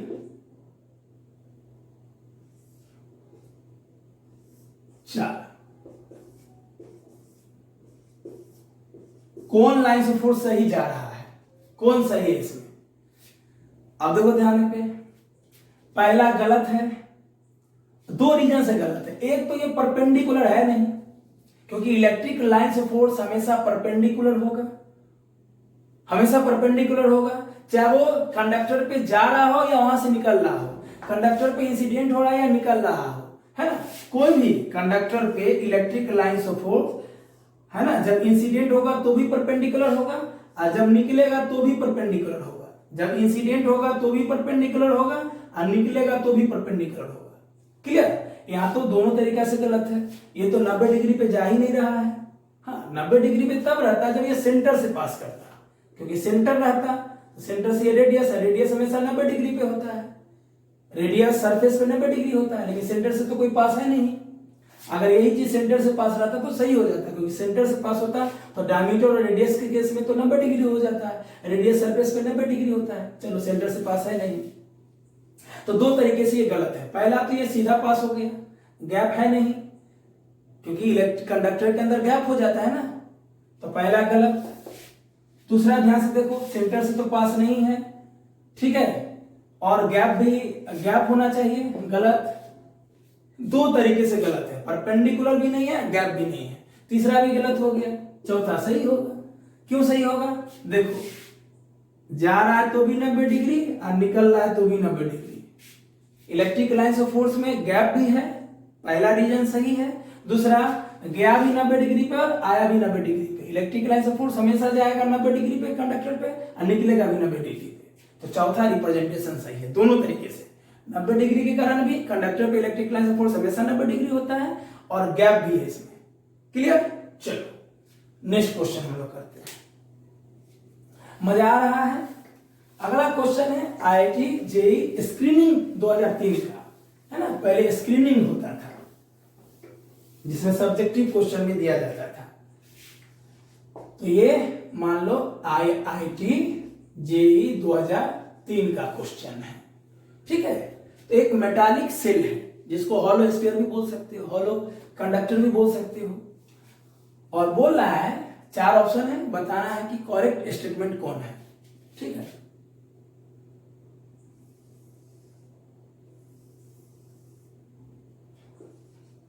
पहला, दूसरा, तीसरा, चौथा, ठीक है। चलो, बोल रहा है कि एक मेटालिक सेल है ना, मेटालिक सेल है सर। अब मेटालिक सेल्स के कैविटी पे कोई चार्ज रखा गया, कैविटी मतलब जहां पे पहले से कोई चार्ज नहीं था, ठीक है। तो मान लो ये पॉइंट दे दिया है, ठीक है।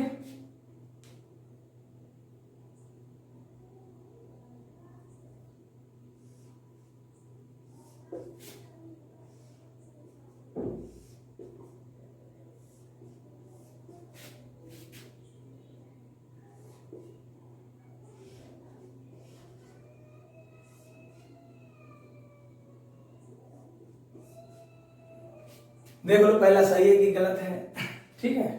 दूसरा देखो,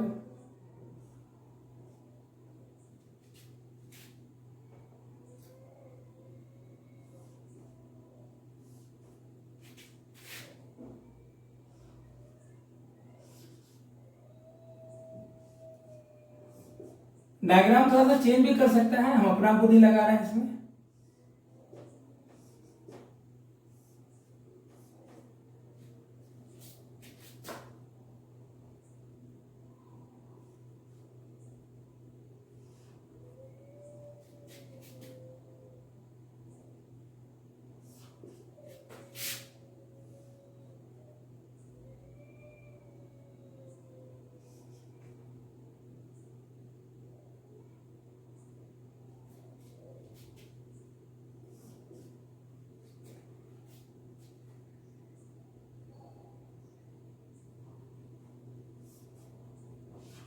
ऐसा दिया हुआ है,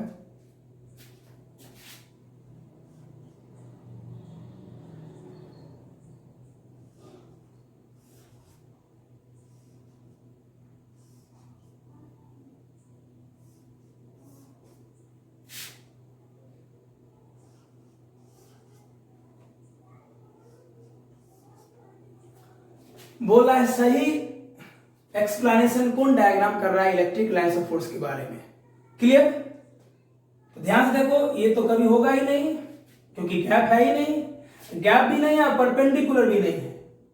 हाँ, सेंटर पे चार्ज, मान लो ये हॉलो कंडक्टर है, तो सेंटर पे चार्ज रहता तब ना, मान लो सेंटर पे चार्ज रहता तब तो मान लो ऐसा रहता है, मान लो ऐसा रहता, तो एक तरीके से सही हो सकता है। गैप के कारण गलत है क्योंकि गैप नहीं दिया है, लेकिन 90 डिग्री वाला सही हो जाता है। लेकिन चार्ज तो सेंटर पे है नहीं, ये मेटालिक सेल है या हॉलो कंडक्टर है या हॉलो कंडक्टिंग स्फीयर है, तो ये दो तरीके से गलत है। एक तो गैप नहीं दिया है, कंडक्टर है तो गैप होना चाहिए, और दूसरा ये 90 डिग्री पे भी नहीं है क्योंकि ये सेंटर पे नहीं है, सेंटर से कुछ डिस्टेंस पे है, तो ये 90 डिग्री होगा नहीं। हाँ, अगर यही सेंटर पे चार्ज रहता है तब ये 90 डिग्री हो जाता। अगर इसी क्वेश्चन को ऐसा दे देता कि सेंटर पे चार्ज है तब 90 डिग्री पे हो जाता ये लाइन या ये लाइन या ये लाइन। तो पहला वाला दोनों तरीके से गलत है, कंडक्टर के कारण गैप नहीं दिया है और लाइन ऑफ फोर्स 90 डिग्री पे नहीं है। दूसरा देखो, गैप है, गैप के कारण सही है, कंडक्टर है तो गैप दिया है, लेकिन ये 90 डिग्री पे तो गया नहीं, तो ये गलत हो गया। 90 डिग्री ये होता जब सेंटर से लाइन होता, क्योंकि सेंटर से जो लाइन होता है रेडियस होता है, रेडियस सरफेस में 90 डिग्री होता है, ये तो सेंटर है नहीं, तो 90 डिग्री पे गया नहीं, ये सही है। गैप भी है, ये 90 डिग्री पे गया, ध्यान से देखो ये 90 डिग्री है, तो दोनों तरीके से सही है। लाइन्स ऑफ फोर्स क्या बोले हैं, लाइन्स ऑफ फोर्स किसी कंडक्टर पे आए या वहां से निकले हमेशा 90 डिग्री होना चाहिए। तो गैप भी दिया, कंडक्टर के द्वारा गैप भी है और 90 डिग्री पे भी निकल रहा है, 90 डिग्री पे भी हमेशा है ना, इसलिए सही होगा। ये 90 डिग्री पे तो है, 90 डिग्री पे तो है, लेकिन गैप नहीं दिया, ये गलत हो जाएगा। तो बहुत अच्छे से पढ़ोगे ना तो सब बना लोगे हर तरीके से, ठीक है ना। ये क्यों सही हुआ, गैप भी दिया कंडक्टर के द्वारा, तो इलेक्ट्रिक लाइन ऑफ फोर्स का रिप्रेजेंटेशन सही है। और लाइन ऑफ फोर्स यहां से जो निकल रहा है वो 90 डिग्री है सरफेस पे, इसलिए सही है। चले, समझ में आ गया अच्छे से। और कॉन्सेप्ट करते हैं और आगे क्वेश्चन करते हैं, चले ना। मजा आ रहा है, बहुत मजा आ रहा होगा। चलिए, प्रॉपर्टी नंबर कितना होगा बाबू, 7 होगा कि स्टार होगा, देख लो, समझ गए। चलो अगला प्रॉपर्टीज, शायद प्रॉपर्टीज नंबर 7 होगा, और अगर हम नंबर भूल गए हैं स्टार कर लेना, है ना। द रिलेटिव क्लोजनेस, इसी को हम लोग डेंसिटी बोलते हैं, या बुक में लिख देगा कि जहां पे electric line of force denser होगा वहां पे इलेक्ट्रिक फील्ड का मैग्नीट्यूड ज्यादा होगा, जहां पे रेरर होगा, जहां पे खाली खाली होगा वहां पे इलेक्ट्रिक फील्ड का मैग्नीट्यूड कम होगा। तो रिलेटिव क्लोजनेस उसको बोलते हैं डेंसिटी, है ना। The relative closeness density of electric lines of force,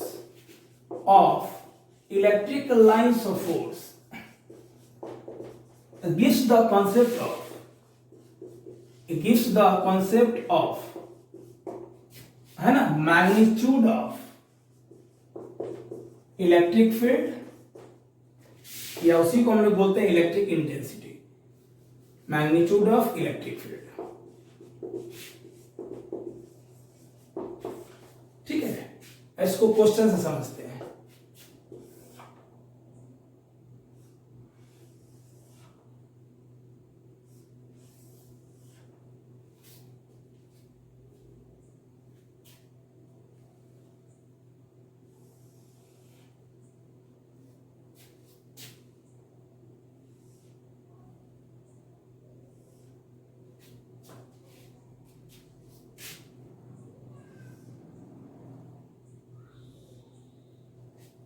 बराबर है। तो मान लो ये ए रीजन दिया है, ये बी रीजन दिया है और ये सी रीजन दिया है, तो बताना कहां पे इलेक्ट्रिक फील्ड ज्यादा होगा। तो देखो यहाँ पे ज्यादा क्लोज है, यहाँ पे गैप है, तो इलेक्ट्रिक फील्ड ए पॉइंट पे बी से ज्यादा होगा, है ना। जितना ज्यादा गैप होगा, रिलेटिव क्लोजनेस मतलब जहां पे लाइंस ऑफ फोर्स, यानी इलेक्ट्रिक लाइंस ऑफ फोर्स जहां पे डेंसर होगा, जहां पे भीड़ होगा, क्राउडेड होगा, है ना, तो इलेक्ट्रिक लाइन ऑफ फोर्स जहां पे डेंसर होगा वहां पे इलेक्ट्रिक फील्ड का मैग्नीट्यूड बहुत ज्यादा होगा, इलेक्ट्रिक फील्ड का मैग्नीट्यूड ज्यादा होगा। और जहां पे रेयरर होगा, खाली खाली होगा, है ना, हटा हटा रहेगा, वीक होगा, electric line of force week होगा, वहां पे इलेक्ट्रिक फील्ड का मैग्नीट्यूड घट जाएगा।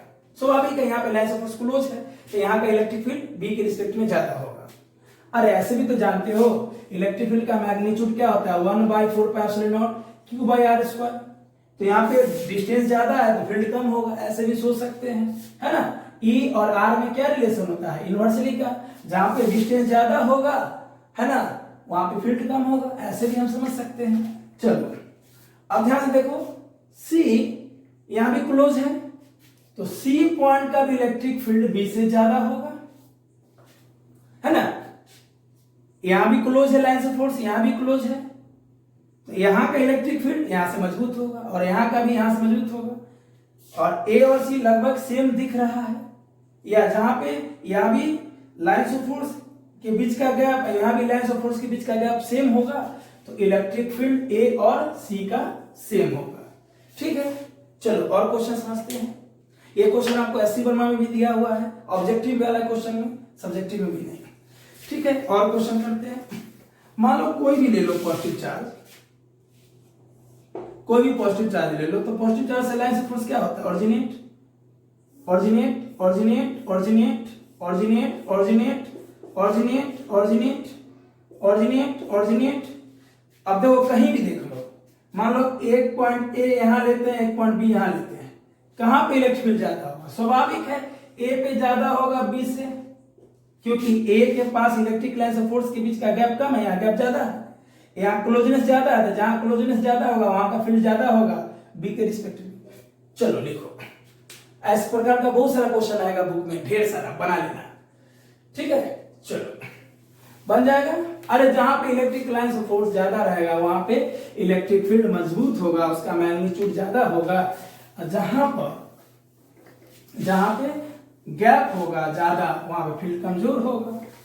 इसको ऐसे समझो ना, मान लो गुंडा है, अब मेरे साथ 5-6 आदमी है, मतलब 10 आदमी से हम किसी फील्ड पर किसी एरिया पे राज कर रहे हैं, कहीं मान लो अटैक करना है, तो 10 आदमी से गए। मान लो 10 आदमी एक साथ रहेंगे तो मजबूत है कि 10 आदमी अलग रहेंगे तो मजबूत है। 10 आदमी एक साथ हैं तो हिम्मत है कि छुपाएंगे तो सब छुपाएंगे, और अलग अलग छितरा गया सबको डर है कि हमने छुपा जाएंगे, हमने छुपा जाएंगे।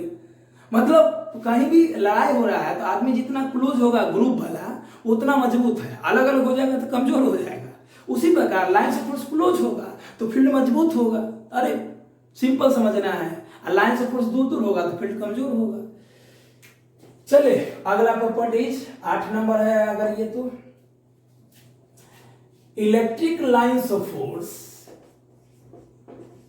इलेक्ट्रिक लाइन्स ऑफ फोर्स, है ना, टर्मिनेटिंग और ऑरिजिनेटिंग, है ना, फ्रॉम चार्ज पार्टिकल या from charge body, from charge particle या फ्रॉम चार्ज बॉडी या फ्रॉम चार्ज ही रहने दो, फ्रॉम चार्ज, है ना। अरे पॉजिटिव से ऑरिजिनेट होगा, नेगेटिव पे टर्मिनेट होगा, is directly proportional to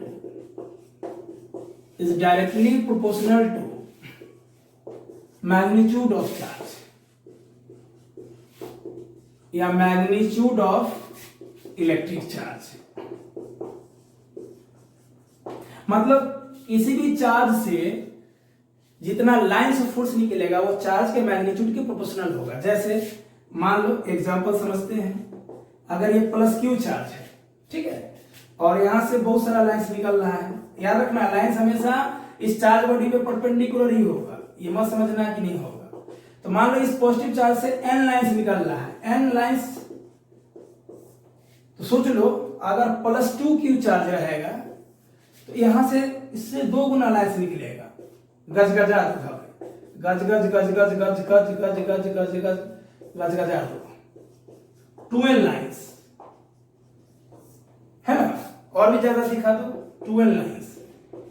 cross नहीं होना चाहिए, क्रॉस होगा तो मामला गड़बड़ा जाएगा, है ना। अगर प्लस से n लाइंस तो 2q से 2n लाइंस, 3q से 3n लाइंस। IIT 2010 में क्वेश्चन भी पूछा गया है इस पे, ठीक है ना। मान लो +4 से निकला 4 तो 2q से 4 दूना 8, पहला से निकला 2 तो दूसरा से निकलेगा 4, ठीक है। इसको एक क्वेश्चन से समझते हैं, लिखो इसको, डायग्राम बनाओ अच्छे से, ये ऊपर में, ये फिर नीचे में। जितना चार्ज का मैग्नीट्यूड ज्यादा होगा उतना ज्यादा लाइंस ऑफ फोर्स निकलेगा। अगर Q चार्ज से निकला 10 लाइंस, है ना, तो बताओ 3Q से कितना निकलेगा? 1 से 10 तो 3 से 30, ठीक है। चले,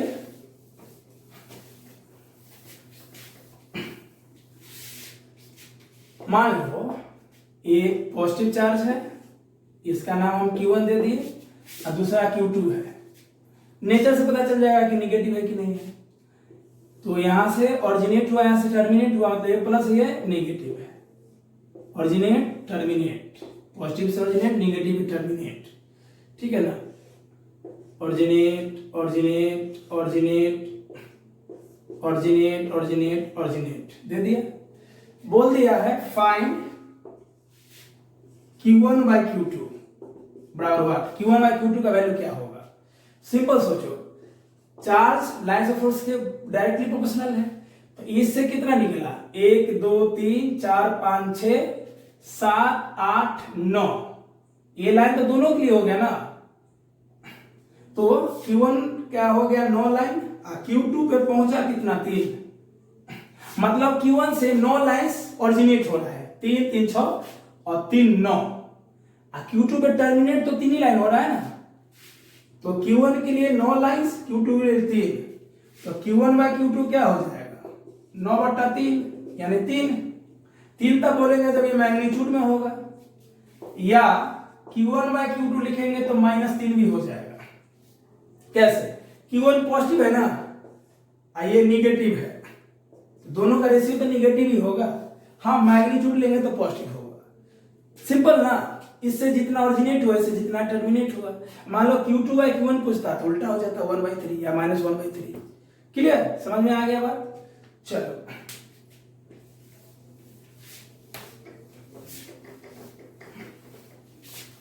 आइए क्वेश्चन करते हैं। IIT 2010 का क्वेश्चन है, ठीक है। Q1 Q2, ठीक है।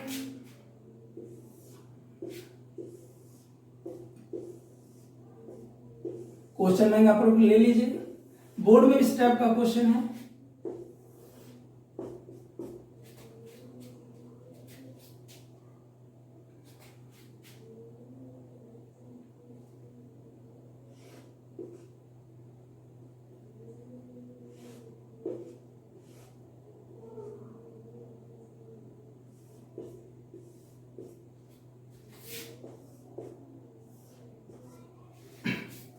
ये दे दिया डायग्राम।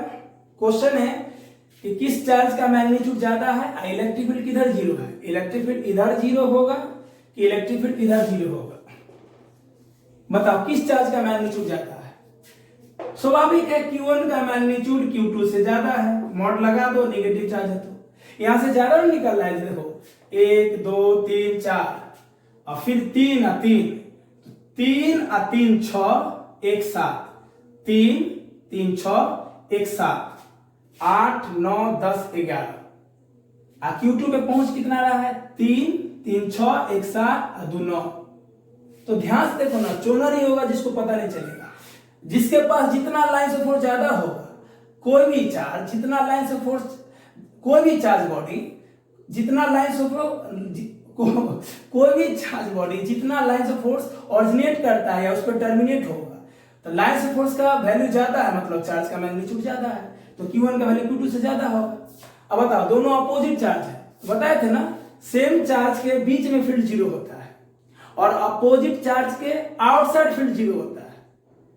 तो आउटसाइड इधर भी हो सकता है, इधर भी, तो इधर नहीं होगा क्योंकि निगेटिव चार्ज है। निगेटिव चार्ज मतलब स्मॉलर चार्ज, तो ये वाला रीजन सही होगा, है ना। यानी इलेक्ट्रिक फील्ड 0 होता है near the smaller charge, smaller charge कौन होगा, पॉजिटिव नेगेटिव में, अगर दोनों का मैग्नीट्यूड सेम है तो नेगेटिव चार्ज, सॉरी दोनों का मैग्नीट्यूड अलग अलग ही है, ये होगा smaller charge near the smaller charge, है ना, ये गलत हो जाएगा, इधर इलेक्ट्रिक फील्ड जीरो कभी नहीं होगा। अरे सिंपल, दो चार्ज सेम होता है तो बीच में इलेक्ट्रिक फील्ड, दो चार्ज का मैग्नीट्यूड सेम हो या मैग्नीट्यूड अलग हो, कहीं बीच में ही इलेक्ट्रिक फील्ड जीरो होता है, और डिफरेंट होता है आउटसाइड, आउटसाइड में कहां पे, नियर द स्मॉलर चार्ज, पढ़ा चुके हैं ना, लेक्चर नंबर 12 देखिए आप विशेष जानकारी के लिए। चलिए नेक्स्ट, हो गया ये सब क्लियर। तो बहुत सारा चीज है, एक और प्रॉपर्टीज हम लोग लेते हैं, प्रॉपर्टी नंबर 9 है ना, ध्यान से देखो, uniform electric field, uniform electric field है ना, इज रिप्रेजेंटेड बाय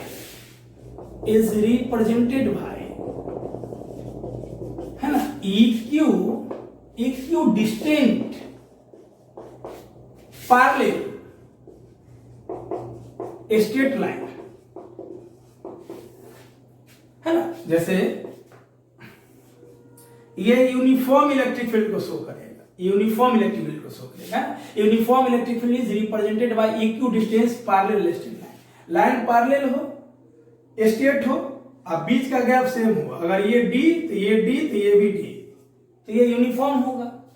और मान लो ऐसा रहेगा तो ये क्या होगा, कहीं का डी कम है, कहीं दो लाइन, इसको बोलते हैं कंजुगेटिव लाइन्स ऑफ फोर्स ही बोल सकते हैं। तो दो लाइन्स ऑफ फोर्स के बीच का डिस्टेंस क्या है, कहीं ज्यादा है, मान लो यहाँ ज्यादा है यहाँ कम, तो ये क्या हो जाएगा, नॉन यूनिफॉर्म फील्ड, ये नॉन यूनिफॉर्म इलेक्ट्रिक फील्ड हो जाएगा, है ना, और ये यूनिफॉर्म को शो करेगा। अगर गैप सेम हो, है ना, uniform electric field is represented by equidistance, equidistance मतलब होता है समान दूरी पे, तो लाइन से फोर्स समान दूरी पे होगा तो इलेक्ट्रिक फील्ड यूनिफॉर्म होगा, अलग अलग दूरी पे होगा तो नॉन यूनिफॉर्म होगा।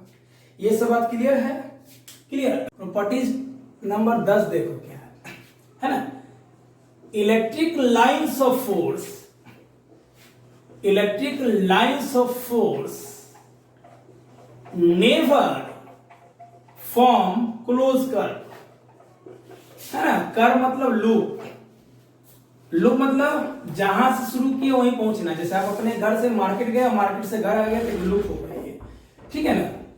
जैसे अब ये क्यों होता है, तो electric lines of force never form close curve because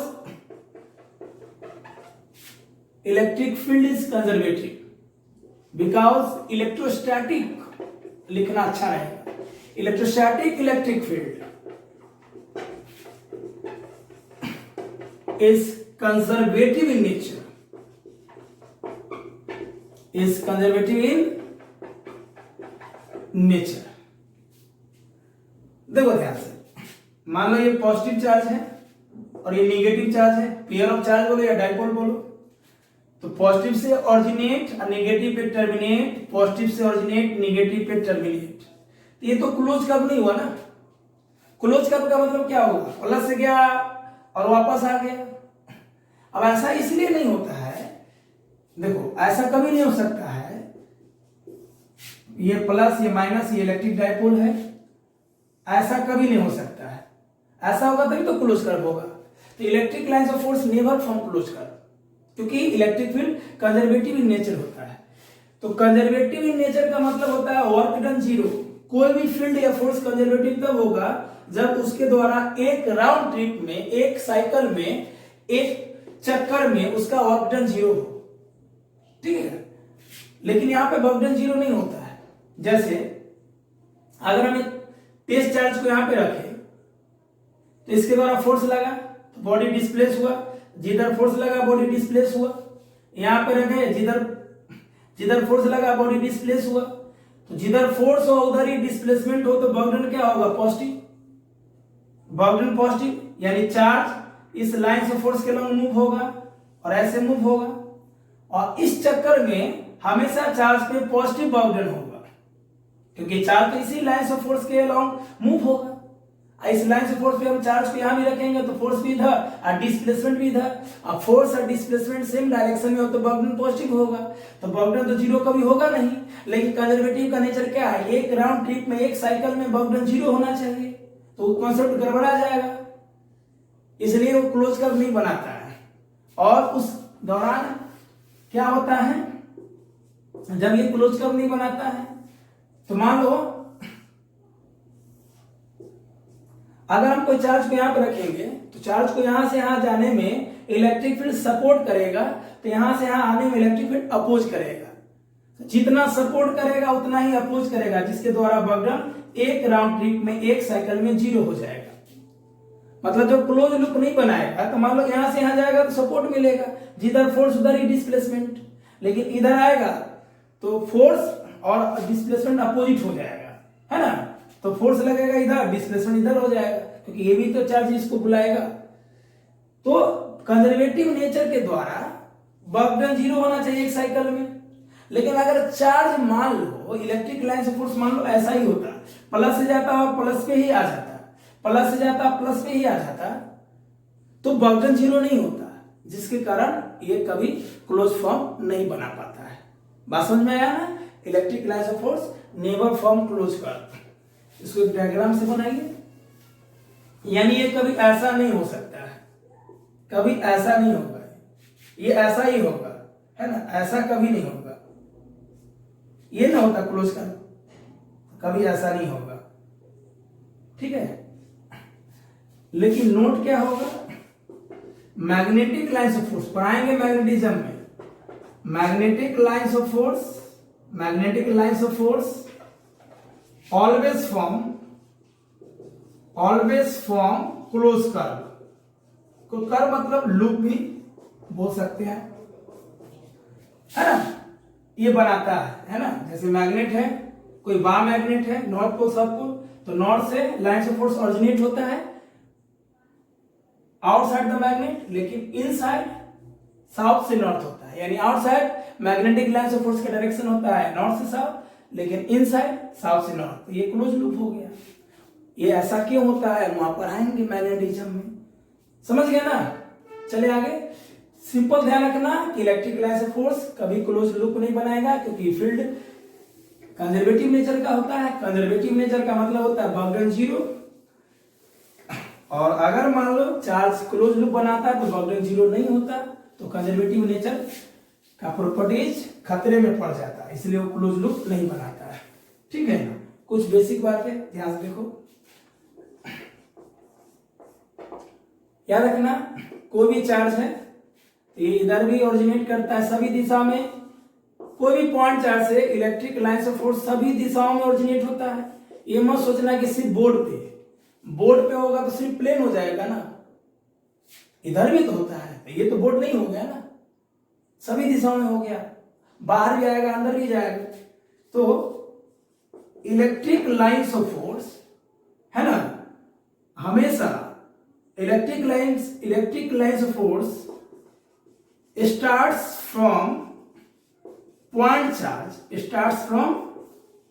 charge, directly proportional होता है सॉलिड एंगल के। सॉलिड एंगल यूनिट डायमेंशन में पढ़ाए थे, एक सॉलिड एंगल 4 पाई का होता है, ये ऑब्जेक्टिव में काम आएगा।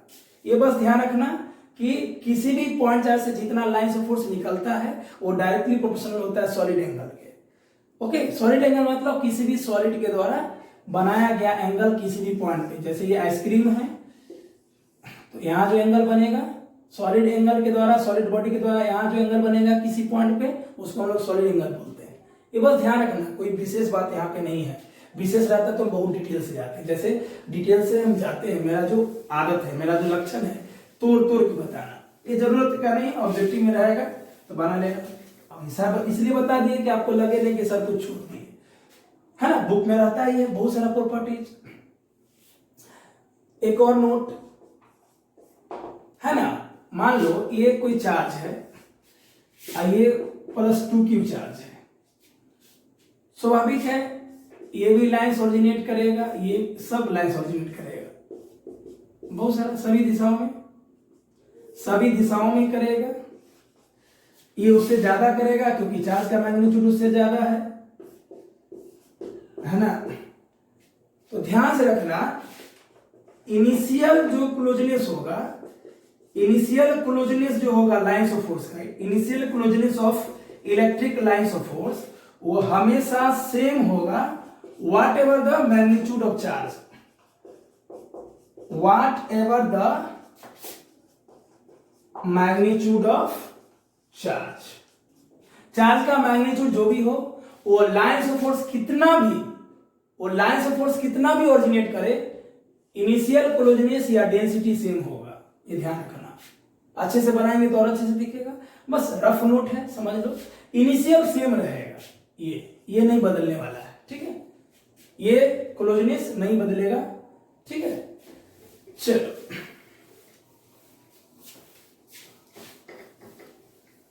एक क्वेश्चन करते हैं। मान लो ये Q1 चार्ज है, ये Q2 है, नेचर मालूम नहीं, पता चल जाएगा, ठीक है ना। मान लो यहां से चार्ज ओरिजिनेट हुआ, यहां टर्मिनेट हुआ, तो ये प्लस होगा, ये माइनस होगा। यहां से ओरिजिनेट हुआ, यहां टर्मिनेट हुआ, तो बताओ किस चार्ज का मैग्नीट्यूड ज्यादा होगा, Q1 का Q2 का। तो देखो ध्यान से क्या करेंगे, दो तरीका है। पहला यहां देखो कहां गैप ज्यादा है, यहां गैप ज्यादा है कि यहां गैप ज्यादा है, यहां गैप ज्यादा है, तो जहां गैप ज्यादा होगा वहां इलेक्ट्रिक फील्ड कम होगा, इलेक्ट्रिक फील्ड कम होगा तो चार्ज का मैग्नीट्यूड कम होगा। यहाँ गैप कम है यानी इलेक्ट्रिक फील्ड ज्यादा है तो चार्ज का मैग्नीट्यूड ज्यादा है, तो Q2 यानी Q2 is greater than Q1। या ऐसे बोल सकते हो, मान लो ये दोनों लाइंस ऑफ फोर्स के बीच का एंगल कितना है, मान लो θ1, ठीक है ना। ये हम ले लेते हैं, यहाँ पे कोई भी एंगल ले लेते हैं, मान लो एंगल ले लेते हैं यहाँ पे बीटा, यहाँ पे ले लेते हैं हम लोग फाई, कुछ भी ले लेते हैं।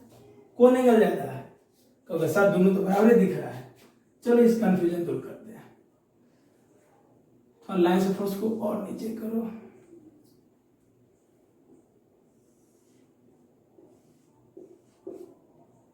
बताओ ये एंगल ज्यादा है कि एंगल ज्यादा है, बीटा ज्यादा है,